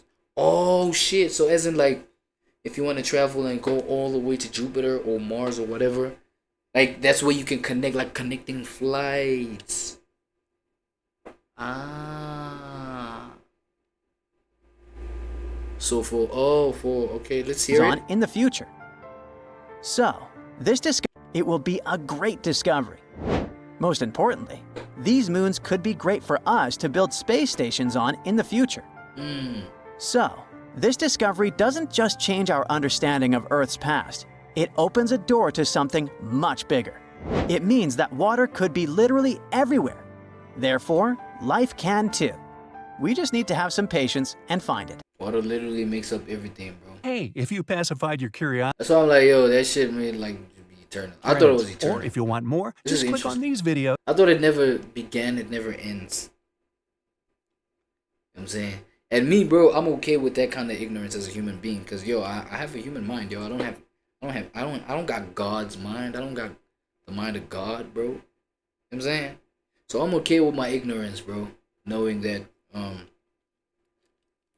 you know what I'm saying? Fuck it. Shit that don't begin, it don't begin. Shit that don't end, it don't end. And that what eternity is. Because, you know what I'm saying? We come in this earth learning all these concepts, bro. It doesn't begin, it doesn't end. What the fuck? And then when you really chop shit down and break shit down, it's like, yo, this is what it must mean then. Fuck it. You know what I'm saying? This is what my mind is telling me that this shit is supposed to mean then. According to, like, you know what I'm saying? The information that I've just received, that I got, you feel me? And then it's like, yo, it is what it is. We keep it moving. Because I feel like even with just my life's journey and life's trajectory and shit like that, I don't need to know like specifics. Feel me? Just shit that's gonna like just get me through life, bro. Get me through my little tiny life and tiny journey and shit like that. You feel me? And then just keep it pushing, bro. Don't nobody give a fuck about none of the extra shit, bro. Unless you do give a fuck about the extra shit. At which point it's like, yo, what the fuck? Who gives a fuck, bro? Right? Because it's only the shit that's gonna help me eat. That's it, that's all. Where is the Smith family now? A video by Lou Extras. Now, besides the Kardashian family, I think it's safe to say that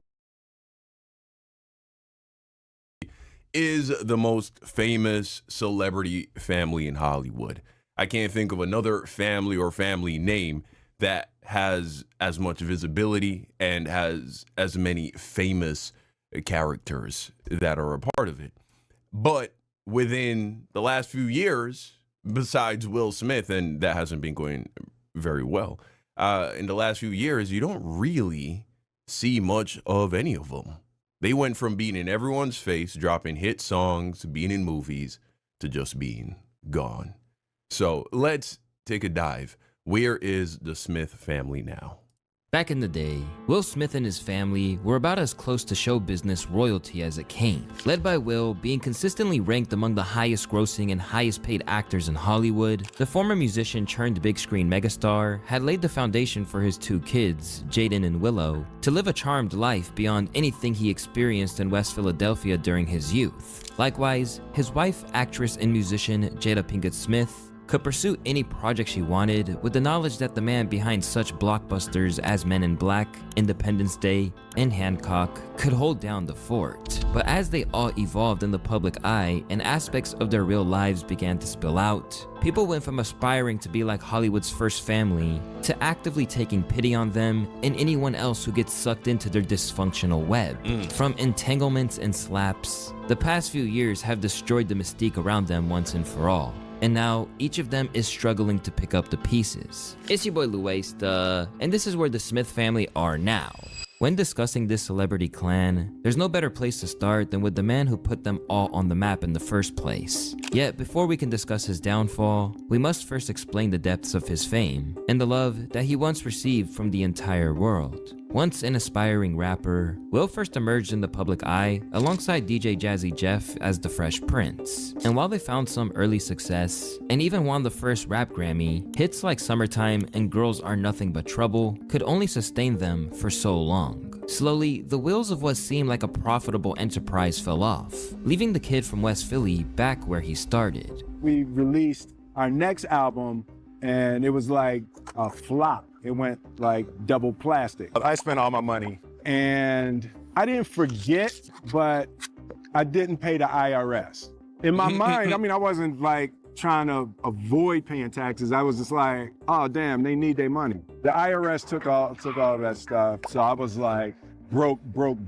Being famous and broke is a shitty combination because you're still famous and people recognize you, but they recognize you while you sitting next to them on the bus. But his future wouldn't be so uncertain for long, as he eventually got his big break when TV came calling. So Benny walks me in and introduced me to Quincy. Like, hey Q, what's up, man? He's like, hey man, you know, I saw your music videos. I love what you're doing. I love what you're doing. Tell me your rap name again. They call me the Fresh Prince. All right, good. That's what we're gonna call the show. The show in question was The Fresh Prince of Bel-Air, the renowned sitcom which not only entertained a generation of kids, but was Will's stepping stone to stardom. Once he had established himself as a valuable commodity on screen, Hollywood soon wanted Man, I love that show growing up, The Fresh Prince of Bel-Air. Iconic, truly. To cash in. And from Bad Boys in 1995 through to King Richard in 2021, there is the perception that he was a safe bet when it came to the box office. Granted, not all of these films were critical success. Think Bright or Wild Wild West, but they certainly made plenty of money as people flocked to see Will. Meanwhile, he kept one foot in the rap game, racking up platinum-selling albums all through the 90s, until he finally put the mic down for good with 2005's Lost and Found. This would be hard for most people to sustain, as oversaturation can usually kill a career.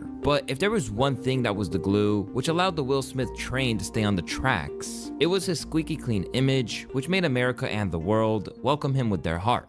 Even back in the days when he was a rapper, Will was different from his contemporaries in that his rhymes were free of profanity. I was 12 years old and I started rapping, he said of his career origins. So I had my rap book and I was writing my stuff.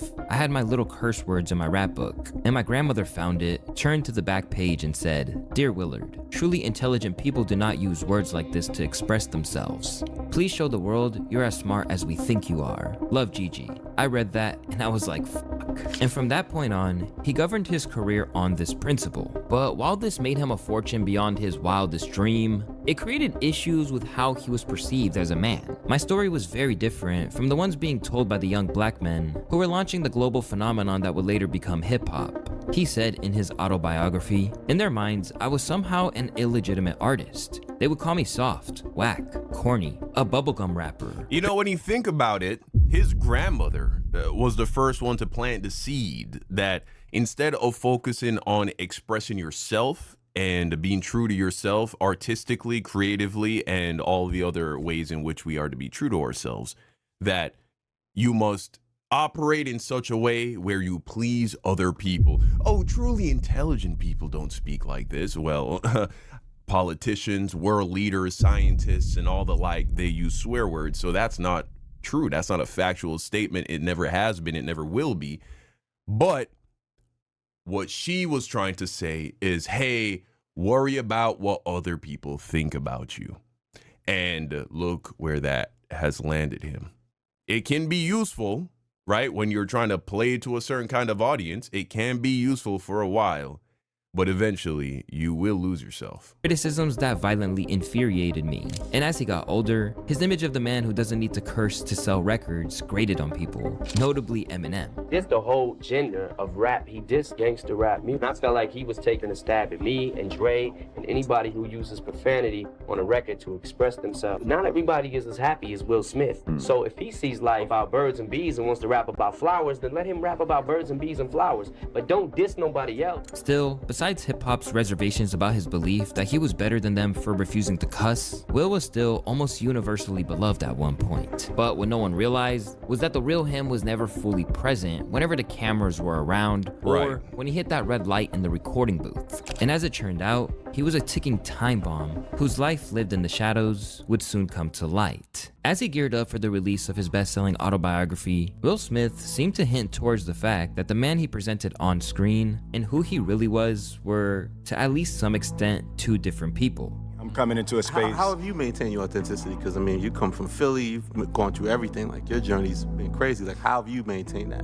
I haven't maintained my authenticity per se. I've maintained my character in two senses. I've maintained my character of Will Smith, and I've maintained my personal character of what I believe in. So, but in terms of authenticity, the character Will Smith signs every autograph and is always happy and wants to see the fans and is always in a good mood, and that's actually not authentic, right?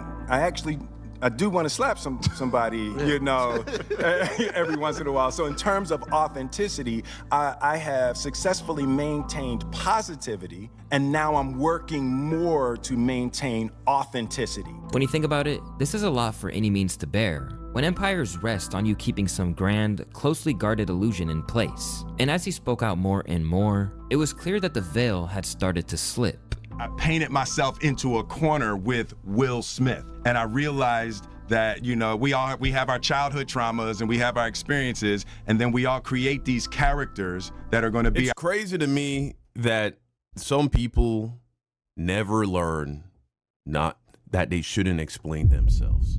And it's not that it's a more mortal sin to explain yourself, but it's what explaining yourself indicates. Whenever you are explaining yourself, whenever you are trying to get people to understand you, you are seeking their validation. You are seeking their approval. The most powerful people in the world do not concern themselves with being understood. They do not concern themselves with how people feel about them.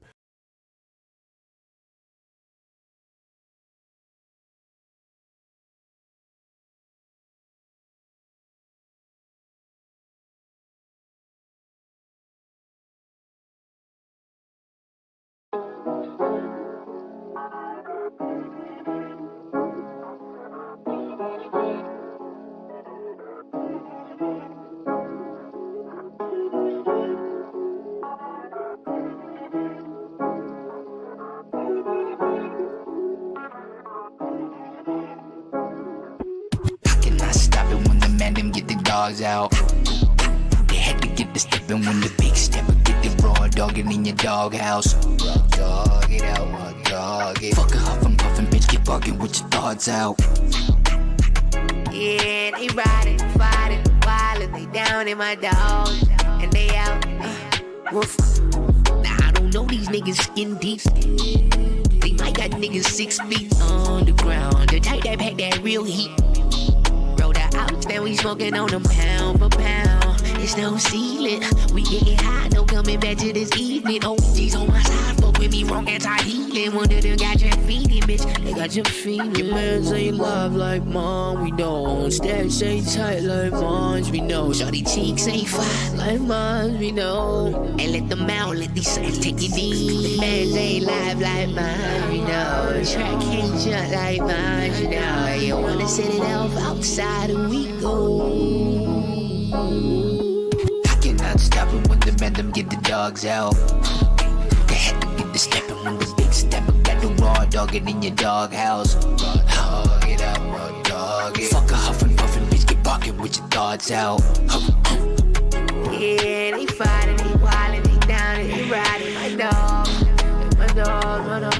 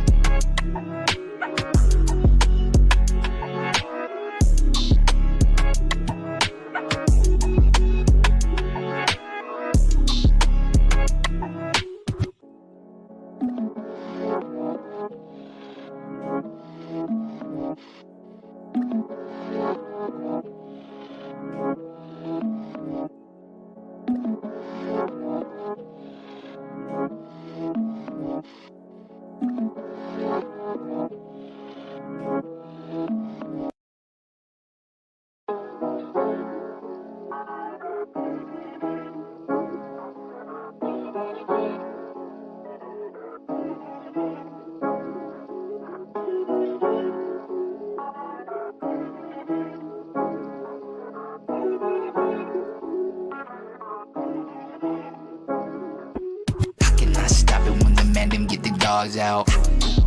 They had to get the steppin' when the big stepper get the raw dogging in your doghouse. Raw dog it out, raw dog it. Fuck a huffin' puffin', bitch, get buggin' with your thoughts out.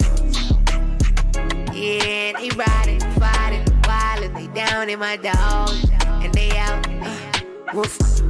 Now I don't know these niggas skin deep. They might got niggas 6 feet on the ground. The type that pack that real heat. Roll the outs, then we smoking on them pound for pound. It's no ceiling.